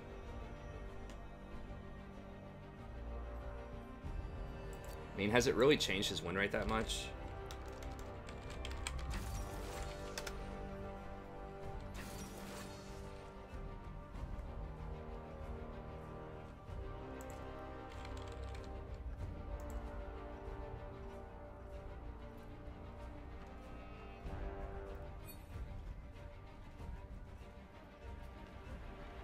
Okay, I mean, it says his win rate is up to 54, so maybe he is a lot better. I don't know.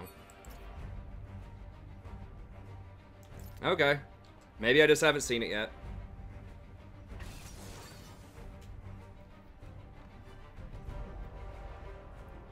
Where does he play? Jungle?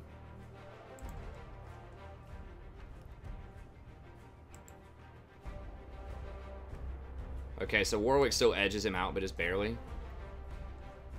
Decent play rate. Okay.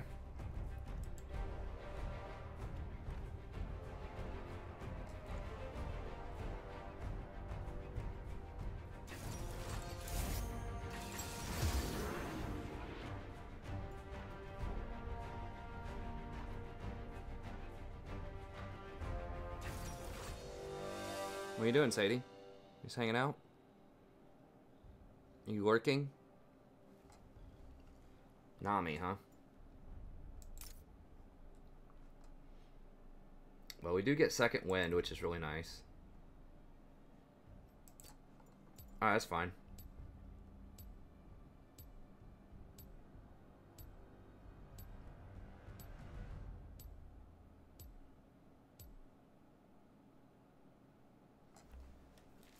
Alright, let me use the bathroom real quick. I'll be back.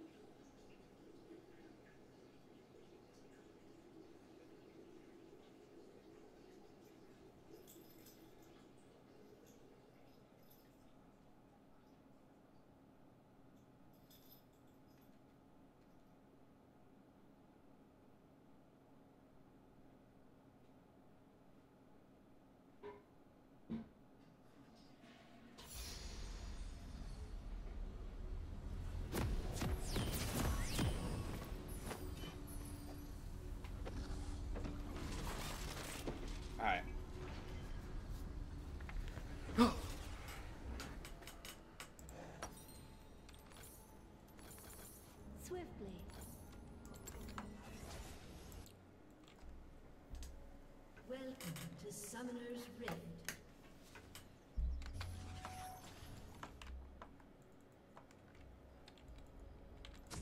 In 30 seconds until minions spawn.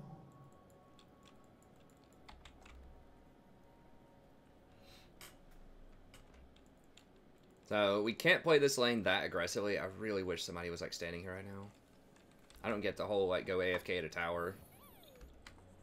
I mean, maybe she's going to go get a drink, use the bathroom like I did, but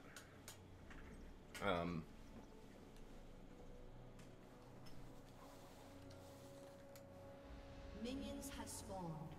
I don't remember what I was talking about. Janna's still good though. I mean, Janna has been good. I don't know.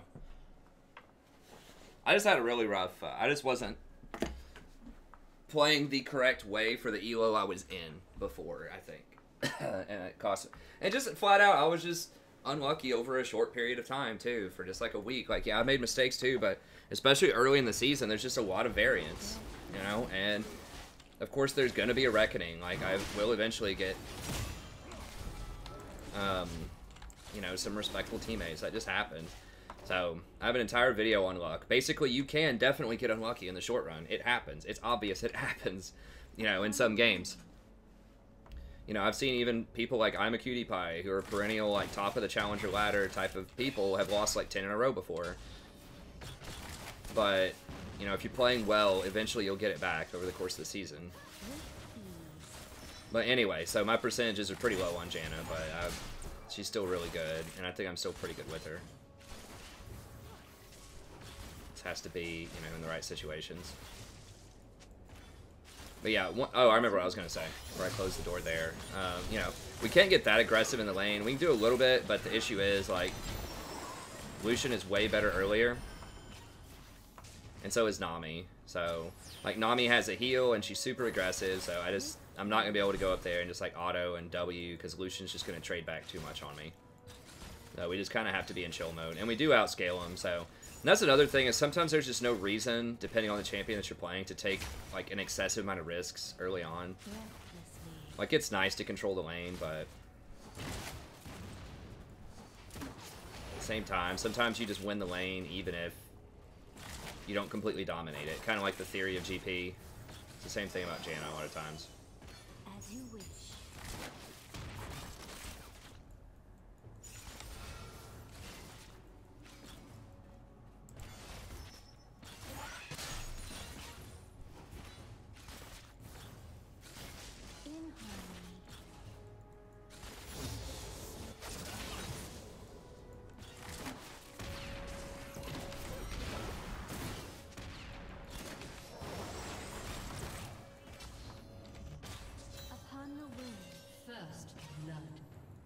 Okay.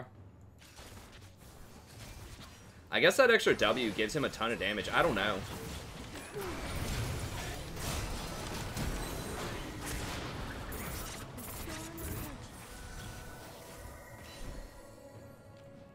I should have body blocked that Q. I wasn't even thinking. That was my bad.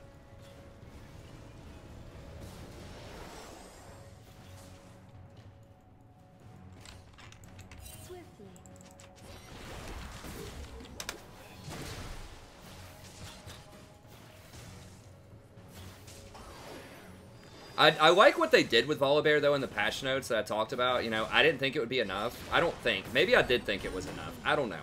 I don't think so, though. I'd have to go back and watch. But I thought it was, like, it was cool, but it's not going to matter.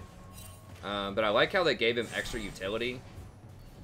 So now he can, like, knock people out of stuff. I think that's always really fun when they give you, like, extra counterplay. It's like he can knock Zac out of the sky, or Lee Sin, or... Not that Lee Sin even exists as a champion right now. After the nerf to trackers. But...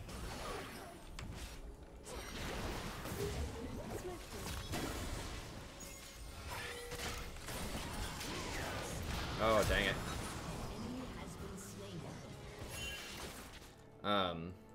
Yeah. Maybe that extra ratio on his Majestic, you know, gives him just enough spike damage to do it. I mean, so Volibear's problem, like, he does a lot of sustained damage in fights. His problem is, like, getting on people and staying on people. And, like, his ability to, like, juke and still run fast, even when he's juking, is pretty important. And they increase his speed by a lot. So maybe that helps him like getting on people and staying on people better.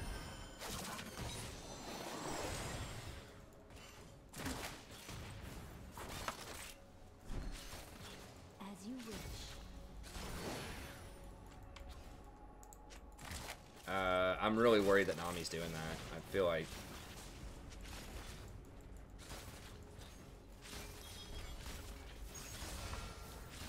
I don't have anything either. Like, this is pretty dangerous. Nami's acting real weird here. Yeah, I think we should just get out of here. Upon the wind. I dropped that ward because I thought we were backing.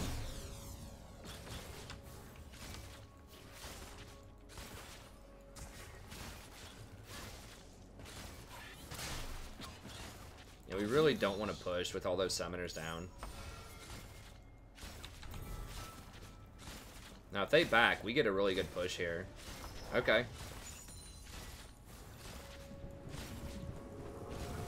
Okay, well, they done goofed on that. They're giving us a free back, pretty much.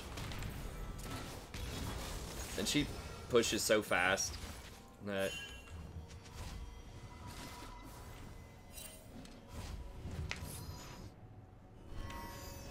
Okay, good. Well, that basically catches us up in CS, because they had a really bad back timing. Well, Nami's not really pressuring us at all, which is awesome. I mean, like, they really could have, like, grabbed us by the, you know, whatever, in this lane if they wanted to, but... Swiftly.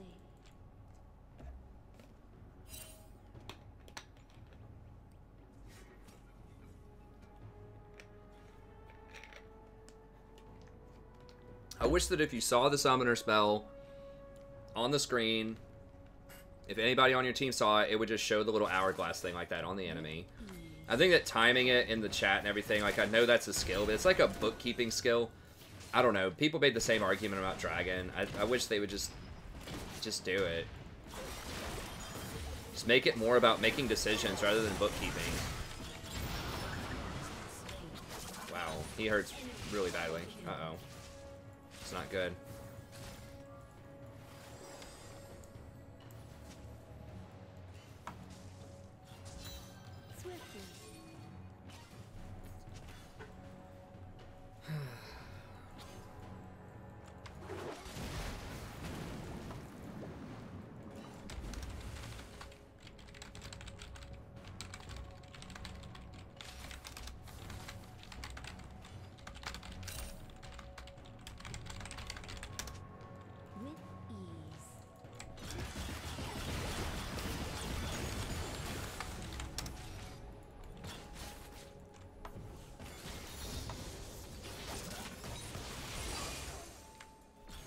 I'm pretty sure that still exists, right? Yeah, it's gray right there. So that's something, if you don't know that about Anivia, you can just click and see if the egg below her profile, if it's gray, she doesn't have it. If it's blue, she does have it.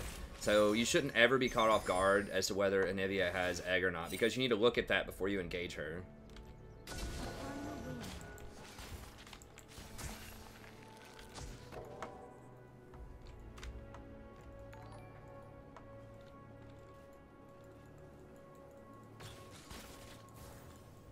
We need to be scared. Lucian's a lot stronger right now, and so is Nami. An enemy has been slain. Okay, it was worth a shot, I guess. Kill.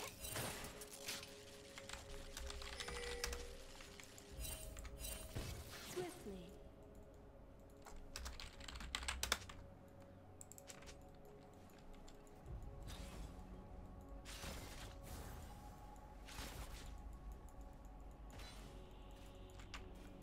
I'm fine. If we just farm it out, that's fine. Like, once I get a couple of items, once Jinx gets a couple of items, we just win. Pretty much. Or it's going to be really hard to lose. No. Get him out. Get him out.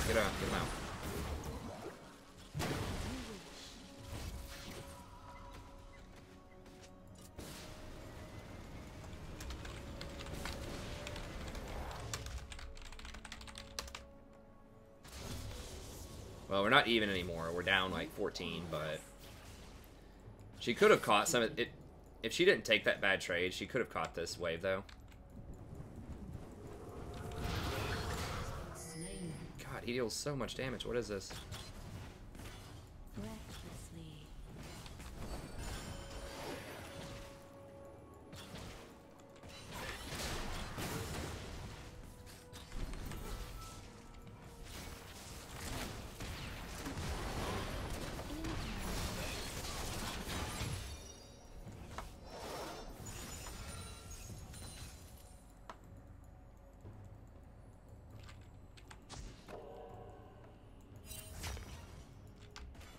Swiftly.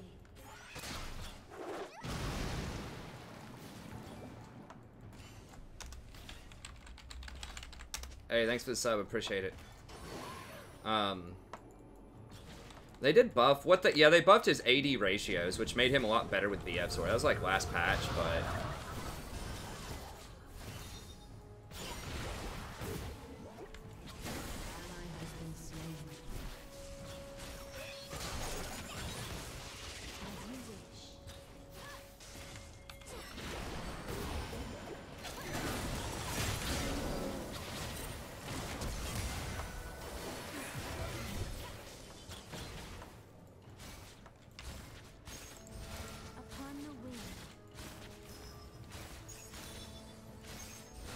Yeah, he does need to come back, though. If we manage to get that flash...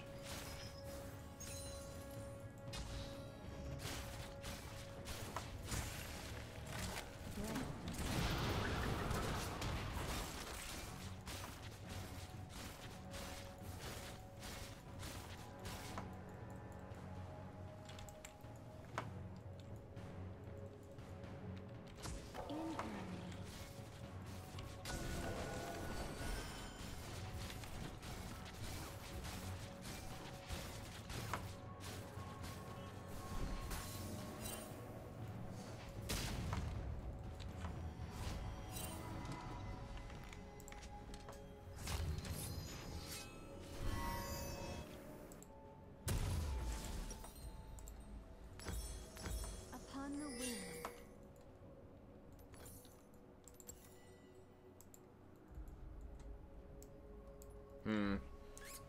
I maybe should have gotten like a couple more fairy charms and like some potions or something. Why is Gnar down here 24/7? He's not losing that bad to Darius.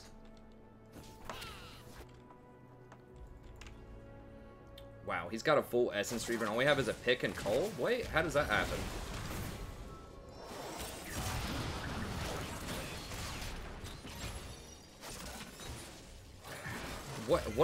What? I mean, I understand he's up a little bit, but like, how is he up that much?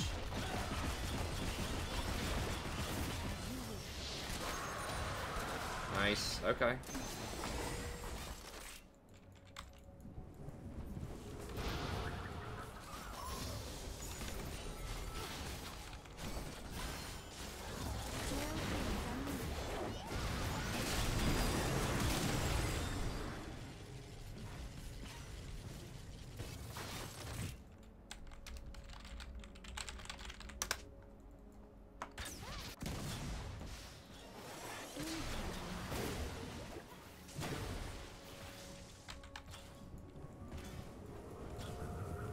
I literally have no idea what she's buying. I mean, the difference in gold here is like just astronomical. Like, we have an 825 gold offensive item. That's it.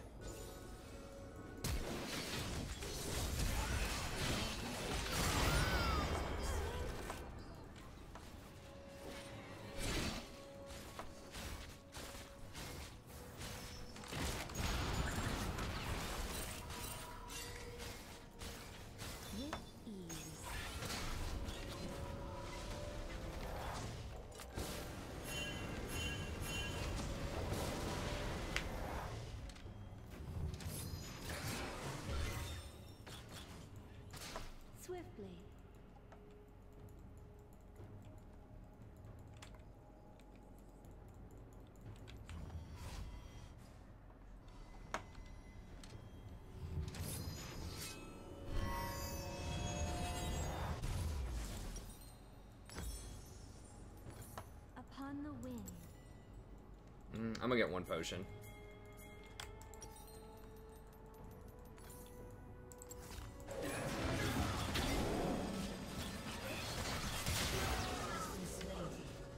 Alright.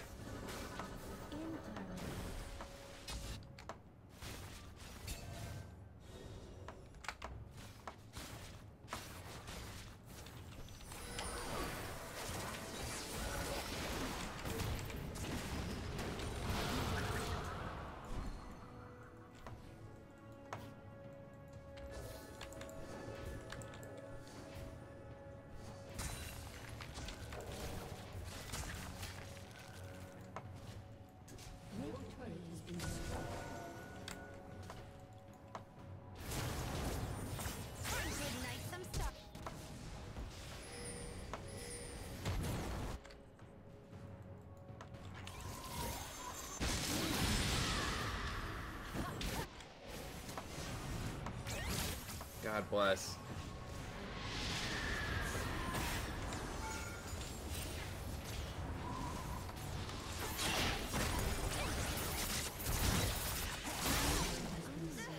That's it, love. Put your guard down.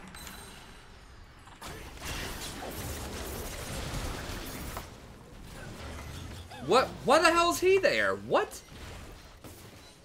What? Why is he there? Oh my god. Lucian's just like, hey, what's up, bros? I'm randomly at Raptors. Alright, well, touche. As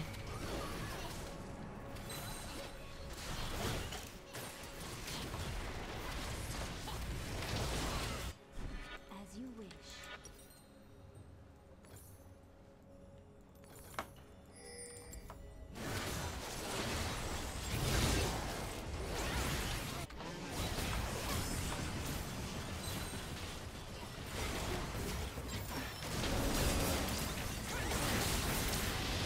Does she have an item yet? How does she not have an item?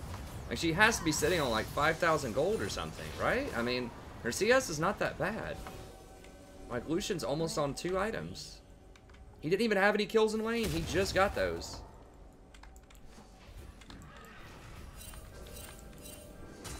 Yeah, I mean... Swiftly.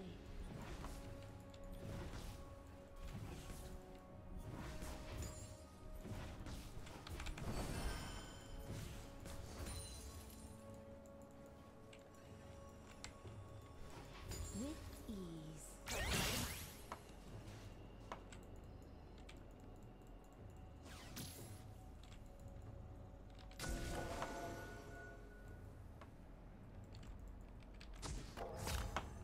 By your command.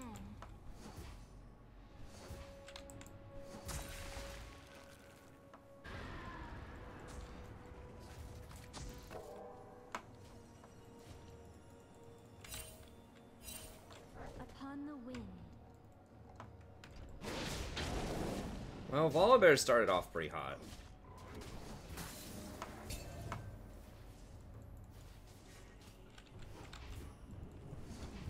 I'm not gonna be able to do it.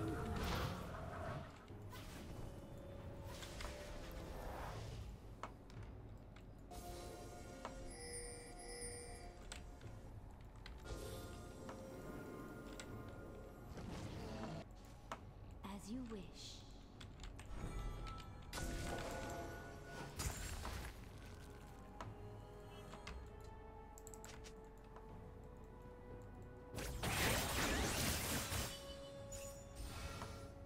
Breathlessly.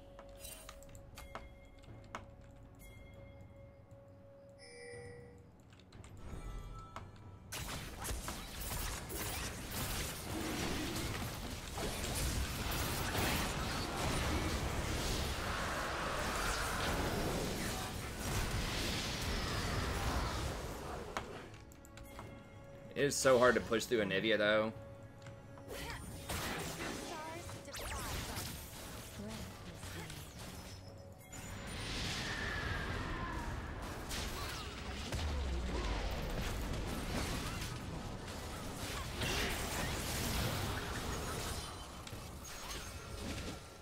With Ugh. We got one more wave here. Yeah, we're just not gonna be able to do it. Plus Anivia, man. Ugh.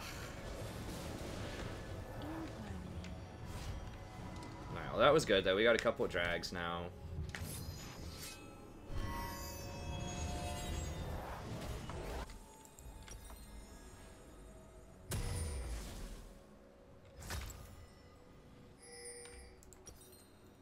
Gotta go Mercs against a,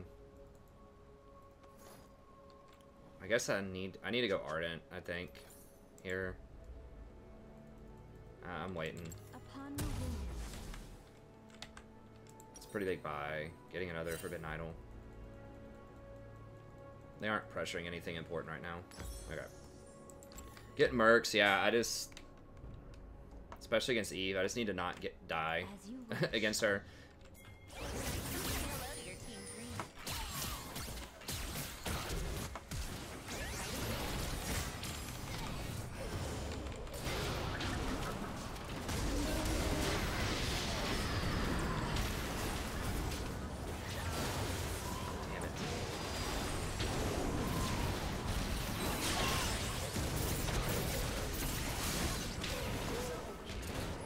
Can we just not feed Anivia? She has no items. Okay, well, we did get a kill. That's so bad. Like, you need Hurricane. Like, if you're gonna rush anything on Jinx, you need to rush Hurricane.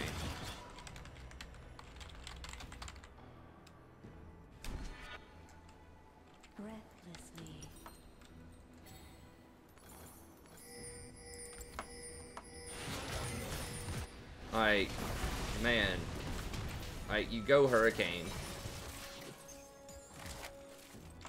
Just gonna turn around and pop her. Maybe.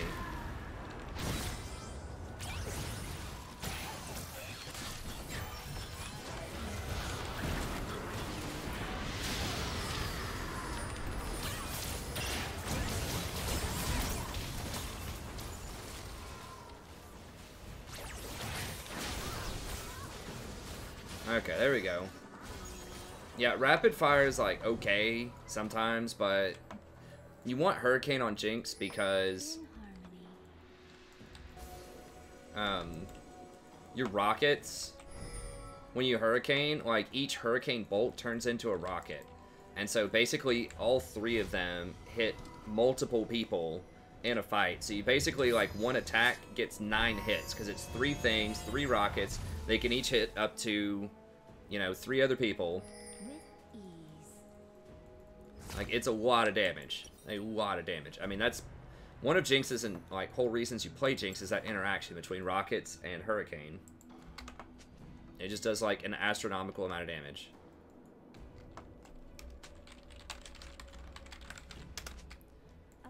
I mean, Volibear's right. This guy is, like, not good, but...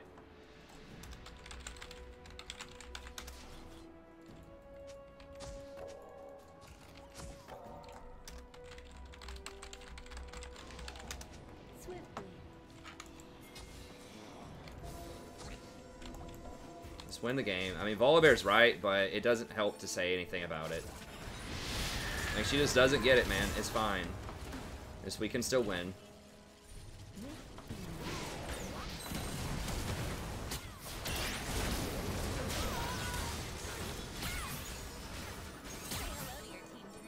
Okay. Eve is here. I'll zone Eve.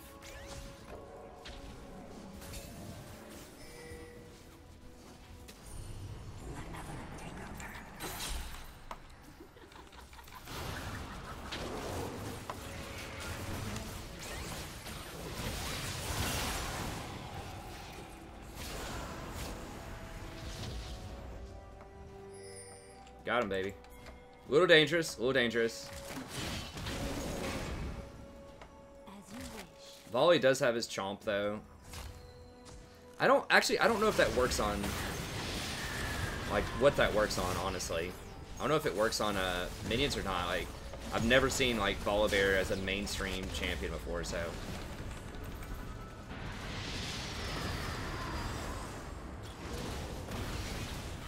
shit. We don't have minions, guys.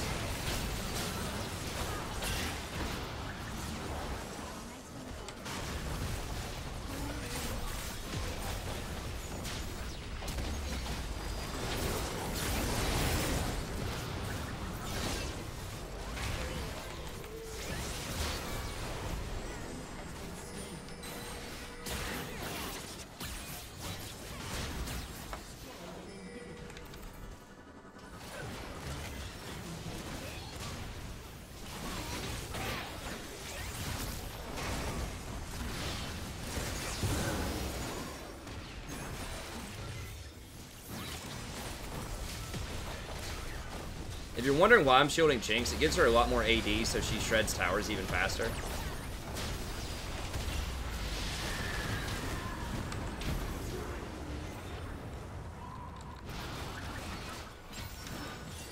Ally has been slain.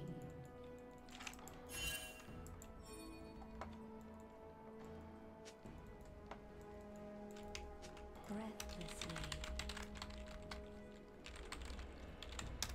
Your team has destroyed a turret. We couldn't have finished it. I don't think. I mean, no, they didn't. Like, Anivia didn't, and she's really important. Like, she ice blocked me off, In harmony. and then channeled her ult. Like, I'm pretty sure. I mean, I could go back and look at it again, but I'm about 99% sure that there's no way we could have ended that.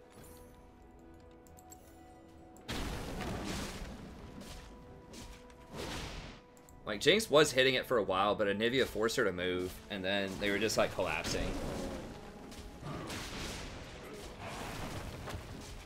Let's just go get this easy stuff here. Breathlessly.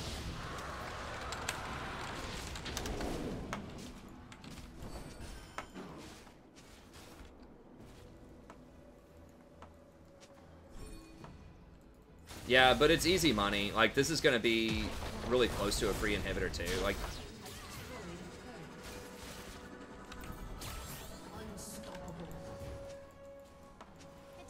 yeah, I mean, she's right about that, too. There's a huge wave bot. I mean, these inhibitors might as well be free with, like, Baron. But you just get a lot of gold off the map, too. I mean, he's right in theory that it is open inhibitor, but we just take it anyways, I think.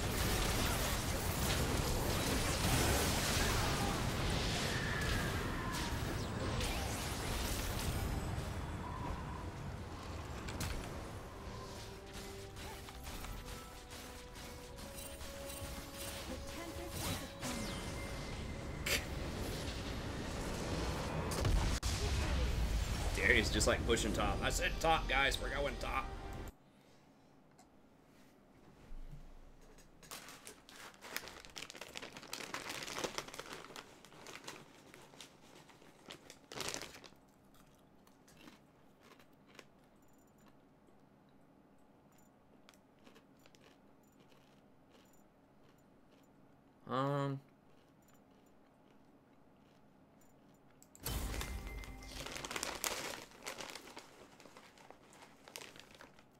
Sweet.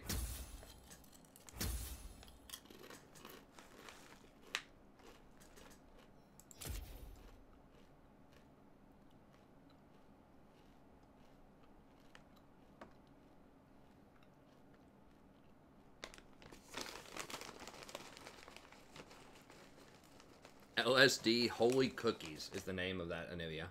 Or the Nami.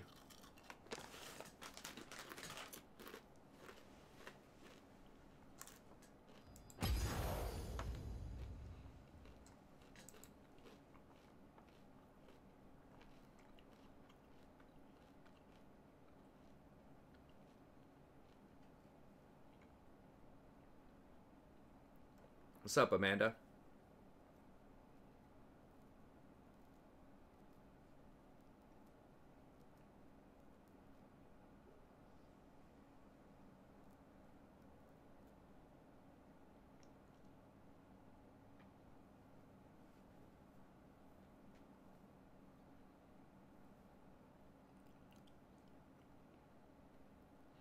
Yeah, you can lower it with a Q, like, and the next hit, like they have to, if that one hit they do in the air, you can do it. And I do that sometimes. The W is better though.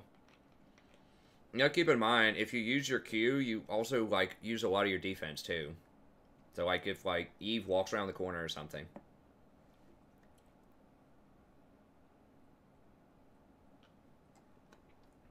Hey, what's up, Love Hot Dogs? Appreciate it.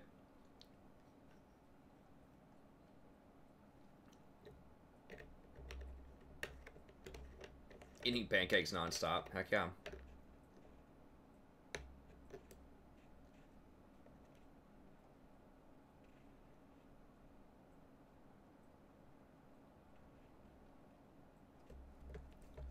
All right.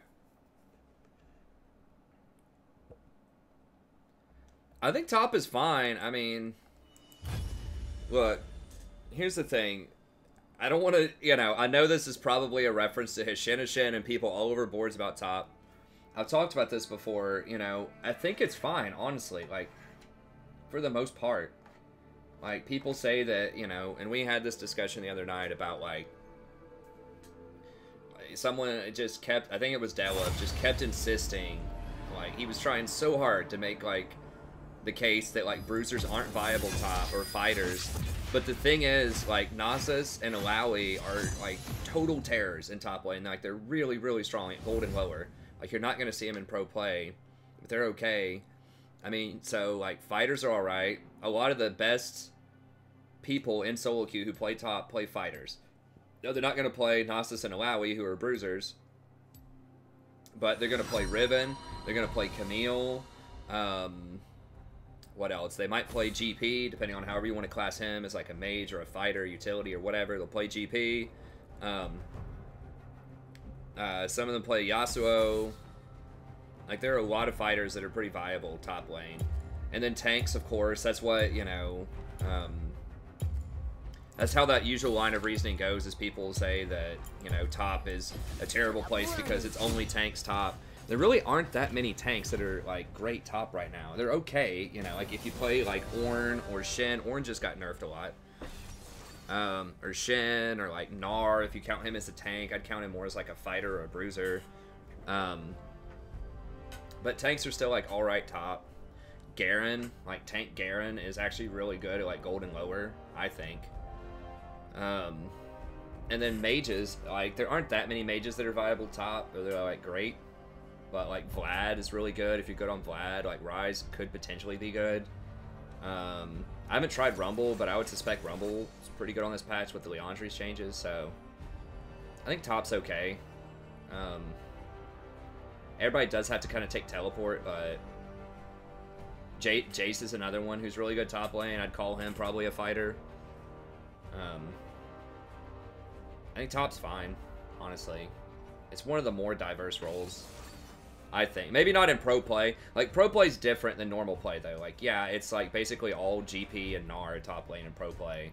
But it's like that in a lot of roles, you know? People just find out what's the best, what works with their best strategy. And a Scion, I guess. You know, I know a lot of people are hype on Scion tank top. I'll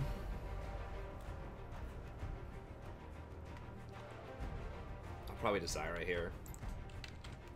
Zyra's not amazing in a Kate, but like Janna's not amazing with Ezreal. They have Nami. We could easily blow up Nami late game.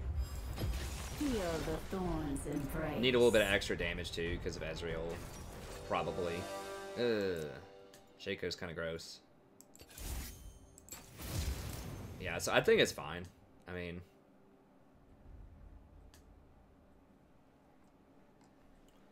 it's like a big product of like why people play tanks top is because of other roles.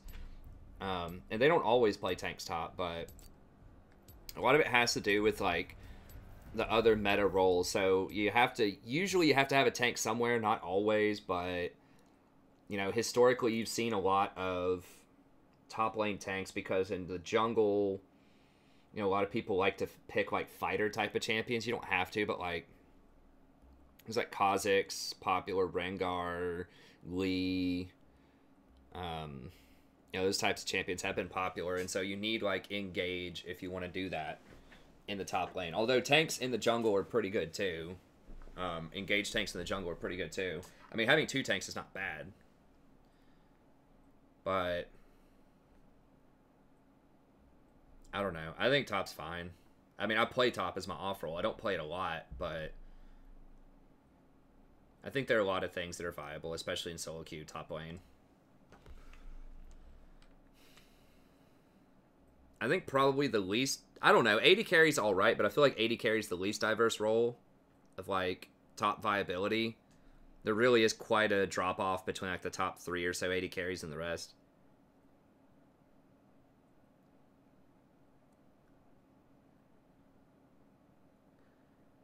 Well, they usually come out level 3, I think. I mean, well, here's the thing. Like, Hishinishin's been playing this game for a very long time. And, you know, back in the day, and it wasn't really a product of the meta, it was a product of people's game knowledge. And who is it? Somebody did, like, a video about the history of top lane that was interesting. I think it was EXIL, or EXIL, who makes pretty good content. He doesn't produce a lot of content, but he's pretty good. I think he's primarily a Riven main who's like Diamond or something, but he has some good analytical content. I've watched a lot of his videos. He's good. Check him out, EXIL. He made a video like the history of top lane, but one thing that he really forgot in the video that's tremendously important is the awareness of top lane as a macro component during the lane switch meta. That's when everything changed, was Season 3. Because that's what people used to do, is just play top lane, like, one-on-one domination champions with Ignite.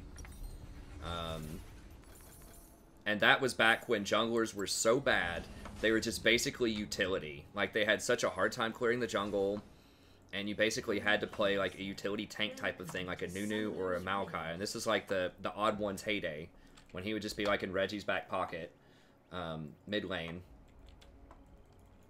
But top was just seen as basically 1v1, and junglers were so weak it didn't matter if they ganked early or not a lot of the time. Hold on, I might need to focus up here. Okay, they know. Let's back out. Let's back out. They see us, bro. I really don't want to get E level 1. But what happened is the Koreans, once they started getting a lot more serious about League and started transitioning away from StarCraft 2 as sort of the premier competitive game in Korea, which happened around Season 3. And they started to get serious about it, which is why they didn't win the first couple of World Championships. My opinion. They weren't serious enough about it. But anyways, once they did that, then it let people realize that top lane could be a very strategic position, and you could play, like, champions that could easily 1v2 or just kind of hold their own despite a lot of fighting. And so top lane became this place of survival rather than one-on-one. It was a place where you played to survive, and then you had teleport and you had team presence, or like map-wide presence. They also buffed teleport around that time. Teleport used to be a really bad summoner, but they like decreased the time on it and some other stuff. They decreased the time and the channel time on it. And then people figured out they could use top more strategically than just a solo lane. It became kind of this, almost like a shortstop or something in baseball. It just covers a lot of ground. And it became almost like another utility type of lane.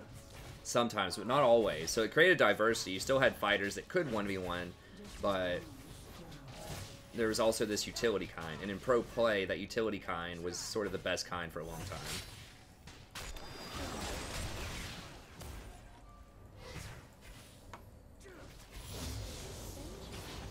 So yeah, I mean, that's just a part of the game. As the jungle has evolved, the jungle is strong right now. I don't think the jungle is overpowered, but you have to be aware of ganks. I mean, I would say bot lane gets ganked just as much or even more a lot of times than top lane does. So, you know, he complains about top lane getting camped, as Shinishin does. It's like, dude, it happens to every lane. Historically, it's happened to every lane. It's just top lane for the first couple of seasons got away with it because junglers were too strong to fight something like Irelia early on, and they'd be underleveled. But it's like, dude, get with the program. Bot lane gets like 4-person dove like almost every game. So, I don't know. That's my whole thing. It's like, welcome to the 21st century, so to speak. Welcome to level, or like Season 3+, where ganking is viable in all lanes.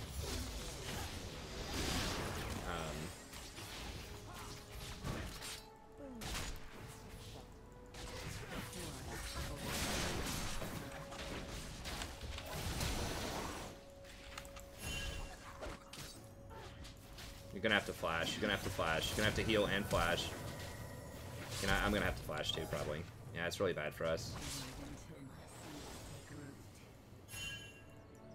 You don't need Morello versus Nami. You really, really do not want to get that item unless it's absolutely necessary. She doesn't do enough healing later in the game. For like, the only time you would get that is like if your AD carry absolutely refuses to get Executioner's Calling and you're against like a Soraka or something. Like, that's it.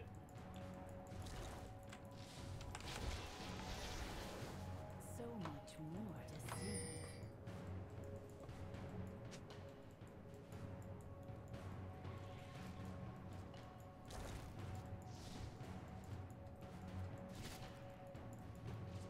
Drop the sports analogy. You don't understand the position roles. Have I even used a sport analogy today? I really don't think I've mentioned basketball or football like a single time tonight.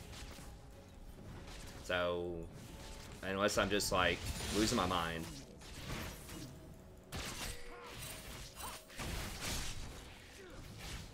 I'm not sure if that's a mistype or what, but...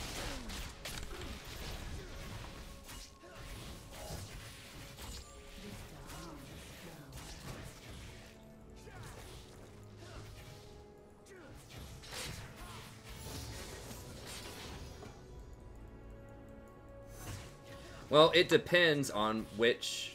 Like, in pro play, they get ganked a lot. It depends on what you're playing mid. Like, if you're playing something that's really safe, probably not. But if you're playing something dangerous... I mean, Nami just ganks middle. You have slain an enemy. But the problem is, a lot of people play safe mids that have escapes, and so, you know... And it's a short lane, so it can be hard to gank middle, but... Venture off the beaten path.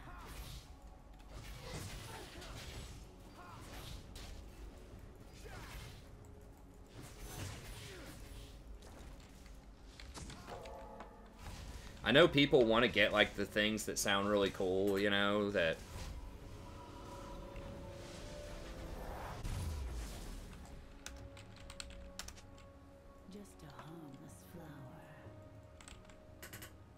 Oh, my bad. You're right. I did do the shortstop. Okay, I stand corrected. I did use the baseball shortstop analogy.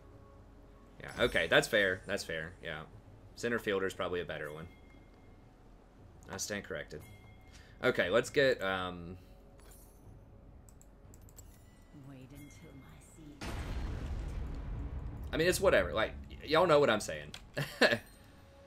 The thing is, like, they've turned into a utility thing. In some cases. I mean, Taliyah's trying to defend my analogy. I see it both ways. I think that, yeah, outfielders have to cover a bit more ground, but shortstops have to do it quickly. Such a busy world. Whatever. It's fine. I'm not a baseball expert. I played some when I was in elementary school. That's it. I don't watch a lot of baseball, so... That's fine.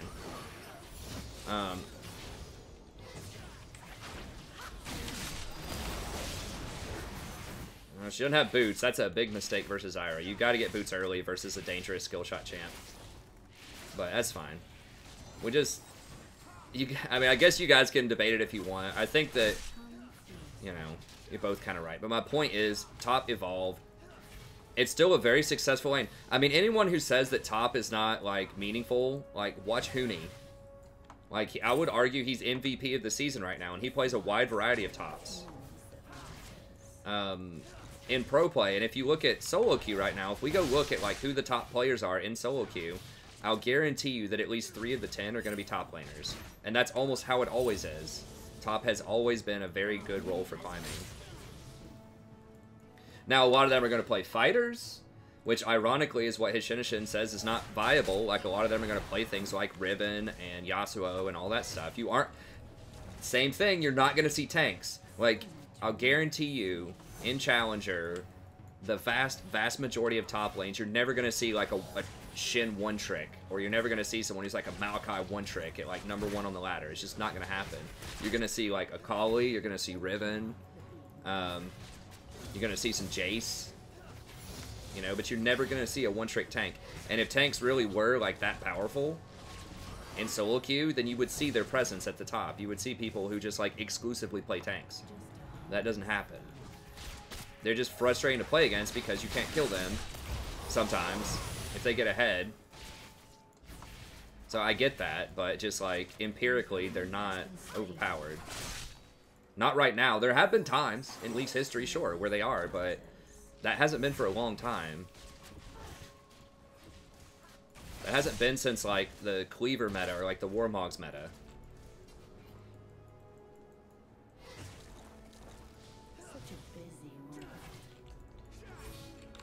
I mean, yeah, they're just better, but here's the thing, like, if the argument is that tanks make it to where you can't play properly, like...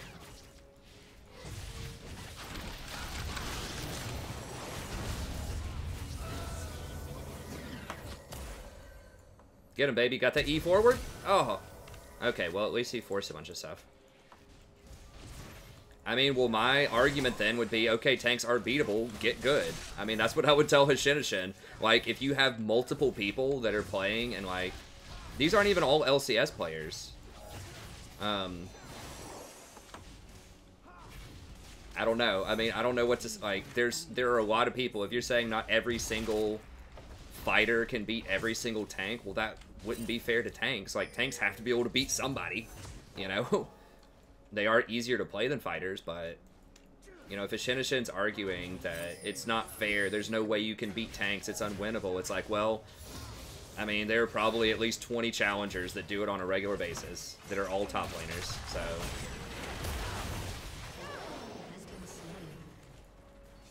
I don't know. I mean, Hishinishin's a lot better than me. I'm not saying I'm better than Hishinishin, okay? Look, the guy says stuff, I disagree with it. He's a far better player than I am, alright? I think he's been Challenger before. He's been very high Diamond. He's a lot better than me. I'm just saying that, like, his line of reasoning, and I understand he gets frustrated, and that famous speech that he gave about top lane, you know, maybe he lost, like, 8 games in a row, or something top lane, or maybe he's having a really bad season. He's just really frustrated. Like, I get that. I don't know the context behind when he made that statement, and it's really important to think about context, too, when you're evaluating, like, somebody's frustration, but...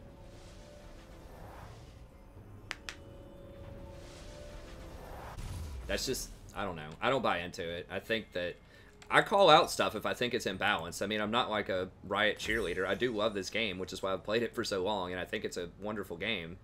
But at the same time, if I think that something is out of line, I'm going to tell you about it. So much more to see. An enemy has been slain. An ally has been slain.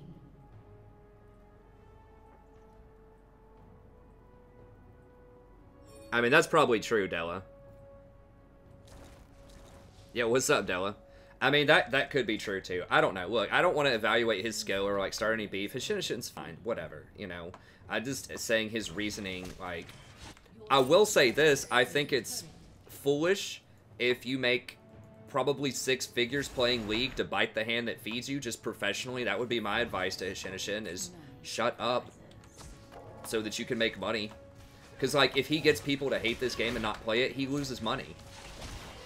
Like, to me, that's just dumb. I don't know. I mean, that doesn't mean that you have to be dishonest and, like, not say what's on your mind and stuff like that, but you need to be very careful and think about the consequences of what you say whenever you say things.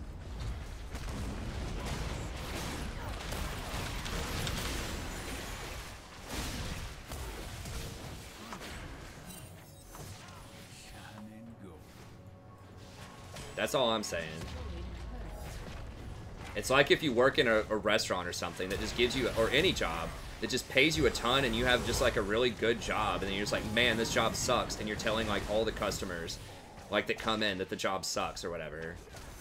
Like, first of all, your boss just might fire you. Riot, in theory, could ban him. I don't think they will. But second of all, like, you're running off customers that could give you money if they, like, eat in your restaurant. I don't know. That, to me, just doesn't make a lot of sense. The people who are just, like, hardcore, just always critiquing League and how it sucks or whatever, I'm like, you make so much money off of it, dude. Really? Is that what... You want to stop making 6 figures and go work at, like, Walmart or something? I mean, there's nothing wrong with working at Walmart, but I don't know. It just seems like he's got a pretty good gig. I don't know. I mean, it is hard. It is hard to stream. I'll tell you that. It is. It's a lot harder than people think it is. Because you, like, you know, you're always just putting on a show. It's like being an actor in a movie, sort of. Even if you're frustrated, you know, a lot of times, it depends on the kind of streamer you are, I guess. But most of the time, people don't like to see frustrated, salty people. So even if you're, like, on a loss streak, you have to put on your happy face. And you're like, oh, geez, guys, you know. To some extent. It is, and it can take its toll on you.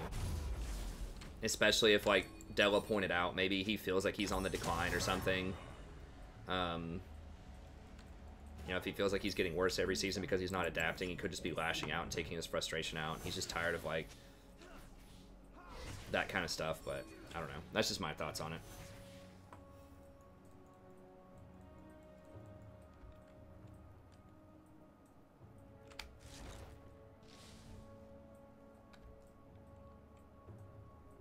Yeah, I don't know. I haven't looked at that, Rick. I mean, that's cool and everything. Look, you can win as support. You can climb as support. I mean, that's one of the biggest myths out there is people say, oh, you can't climb as... Yeah, you can. Because there's a support for everybody. Support's one of the most diverse roles. You think you need to do a lot of damage to climb? Play Zyra and Brand every game. Like, you'll do the first or the second most damage in almost every game. You know, you don't have to do that. Like, support just requires a different sort of mentality and a different playstyle a lot of times. You can definitely do it. It's just, people have to do a little bit of extra critical thinking to do it as support. You know, you have to really understand, why is vision so important? Why is peeling for the AD carry important? Okay, he's gonna try to jump on somebody here. He's in Viz right now. I guess he ran away. He's right there.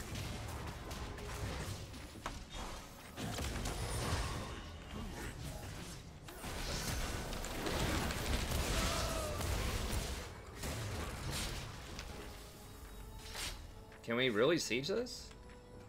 Maybe. I mean, we do have Water Drake. Skarner does have ult. I have ult. I mean, if Skarner grabs somebody, they're dead. Even Sion probably. Ooh. He did take a hit, though.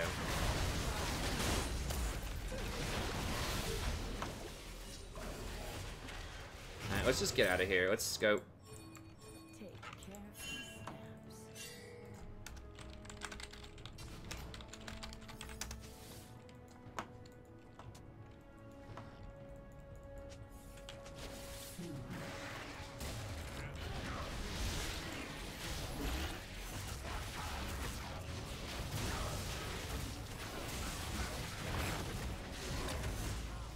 I should have warded better on the way there.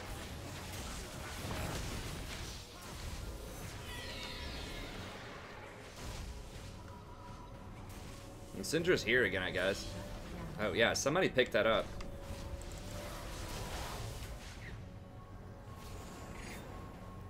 And that's deep to leave. Would I change roles or games? Nah. Probably not. I don't know. I mean, it depends on for how long. Like, if I really had to face it and just say, look, I just can't do this game anymore or something, maybe, but I think I'll get out. I mean, if I'm like 40 or something and I'm just like, I just can't do it anymore, I don't know. Probably not.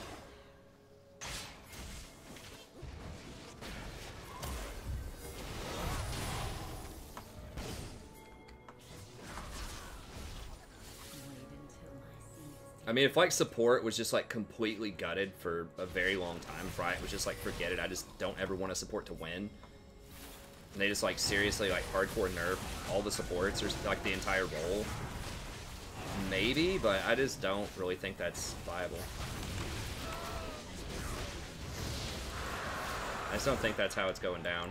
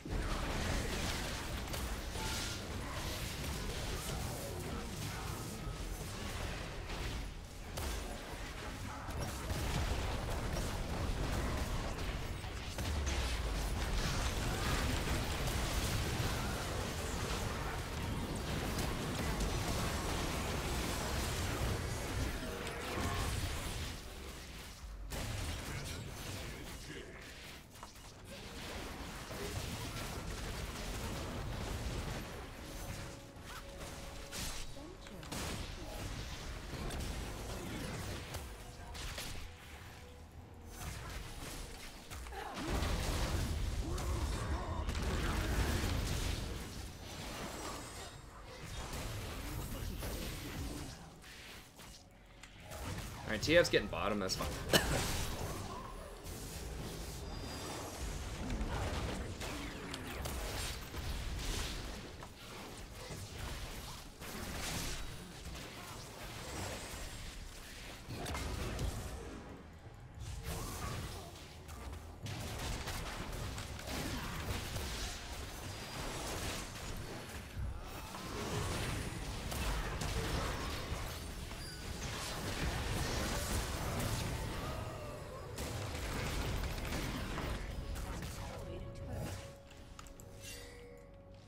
Killing spree.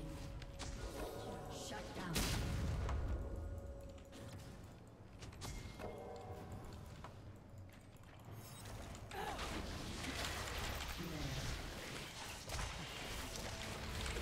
Alright.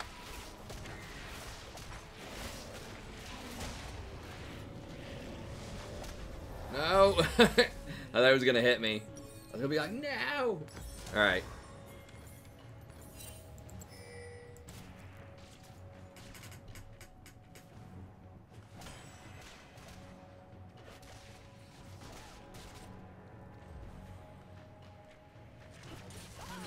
Has been slain.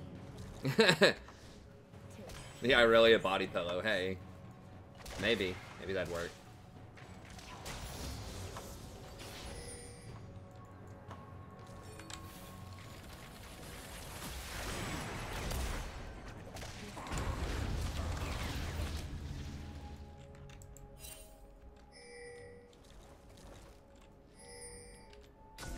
That's fine. Just get that. That's fine. We don't need to risk a Baron.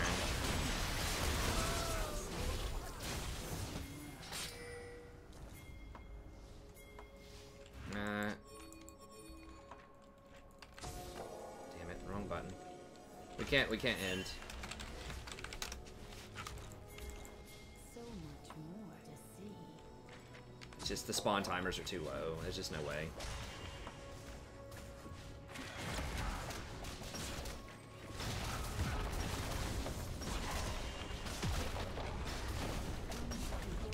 Has destroyed a turret.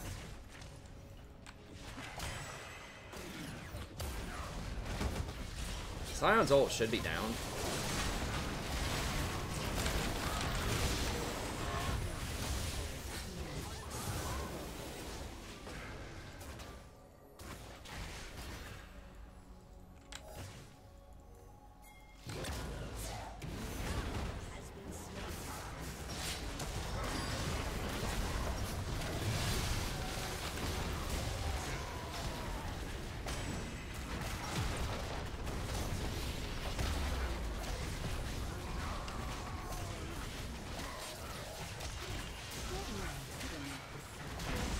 Destroyed an inhibitor.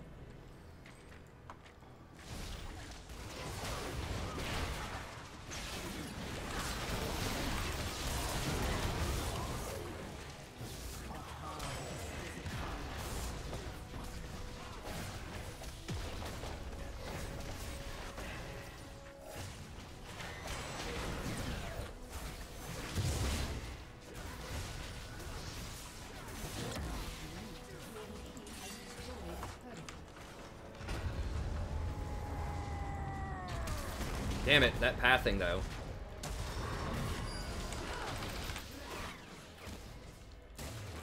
Take careful steps.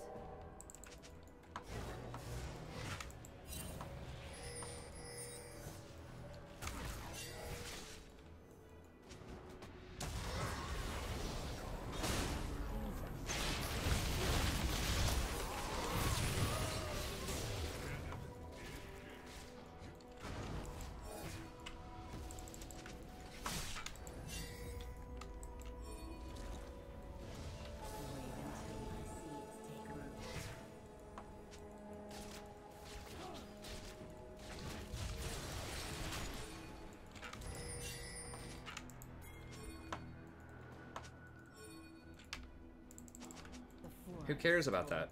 Many surprises. They don't have any wards anywhere. Just wait.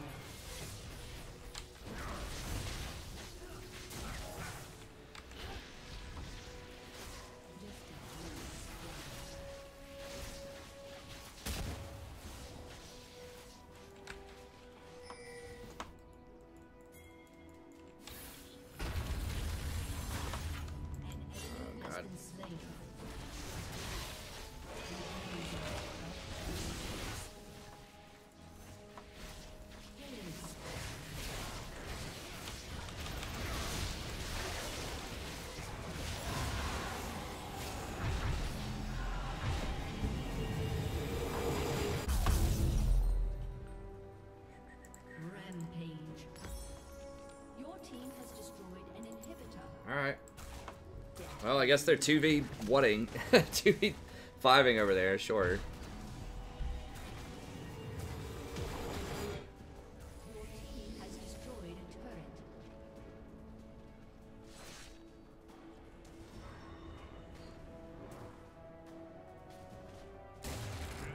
Take more vacations, yeah. Maybe.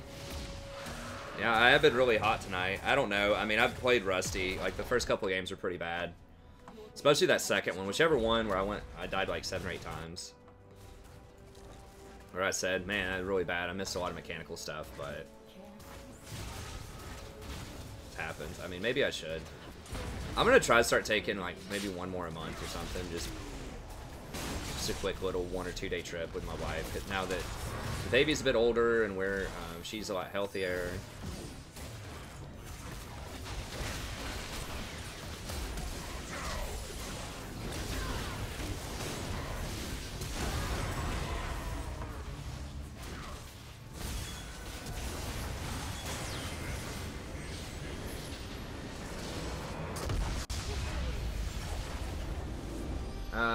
Because Leandre's is extremely powerful. Like, the passive on Leandre's. I mean, basically what it comes down to, do you want that passive on Leandre's, or do you want Haunting Guys? You get 20 AP and the passive on Leandre's versus the 15 spell pin. And I think that the passive is worth way more on Leandre's. Well, it's not that I think. I mean, mathematically, I'm almost certain that it is. So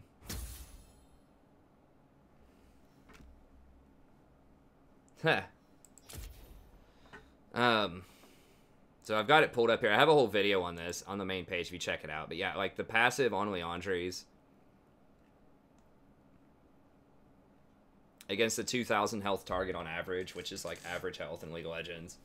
I mean, you could adjust it if you want. It's still going to be stronger, even if you adjust it. Like, one scenario where it may not be stronger is if it's, like, all squishy champions and you're trying to kill them in, like, half a second, which does happen with Zyra. But, yeah, I mean, that passive is worth something. Like, I average it out. It's worth about 28.77 gold, which is worth more than the entire Haunting Guys itself. Like, it's almost 2 Haunting Guises. Just that passive. That's not including the normal gold that you get off of Leandre's by completing it, the AP, the health, all that. It's not including the madness that you get off of it, which is worth about 446 gold. Just that passive right there is worth almost double Haunting Guys by itself. Or double the orb thing, the thing that gives you the stuff. That's going to be it for tonight. I'm going to call it. I'm kind of tired. It's like almost 5 in the morning, and that's just a good way to end, like, winning every game. So I appreciate everybody coming out. I was just intending to play for just, you know, a couple of hours. That's pretty much what it is, about 3 hours, which is good. So yeah, I mean, this isn't up to date, but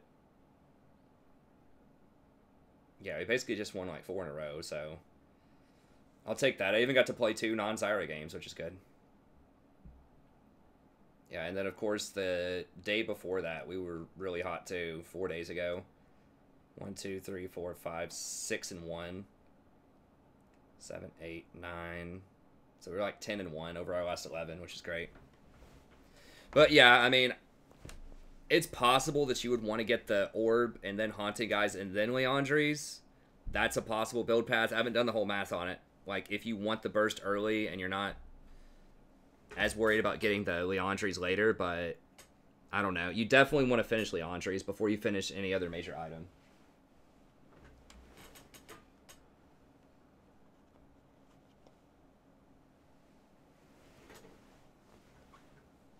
Enchanters are dominating the support role, Della.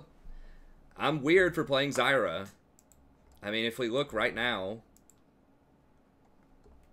I mean, right? You just asked me, okay, if Enchanter support items are so strong, why are they not dominating the support role? 1, 2, 3, 4, I would argue 5 of the top 6 supports, statistically, win-wise, right now, are Enchanters. You can call Tarek a tank if you want, but he should be getting those items that you're alluding to, right? He should be getting Locket plus Redemption. At least I think so. If you don't count him, I mean, if you count him, that's what, 5, 6, 7 of the top 10 will build those Enchanter items. Maybe even Zillion will build it. Zillion probably builds it. Nah, people with Zillion are building other stuff, I guess, but... I mean, they are dominating.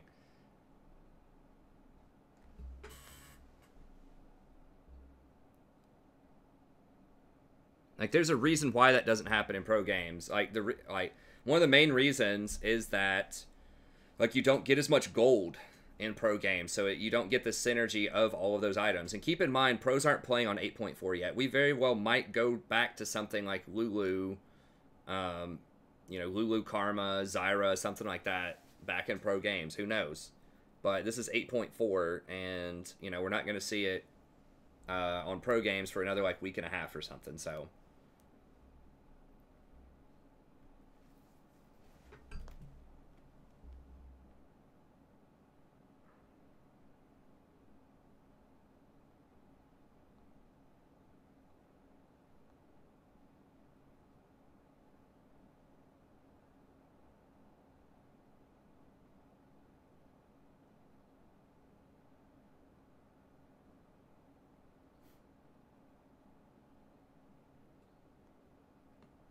Okay. Well, that's going to be it. Thank y'all very much. Appreciate you coming out for this, like, super late stream. Like I said, I just got back at, like, 1:45 in the morning and just wanted to stream for just a few hours. I told everybody I'd try to if I could. You know, some on Sunday, so that's what we did. Tomorrow, hopefully we'll be back around the same time, about 9:30 p.m. Eastern Standard Time. And I'll see y'all then. Have a great night.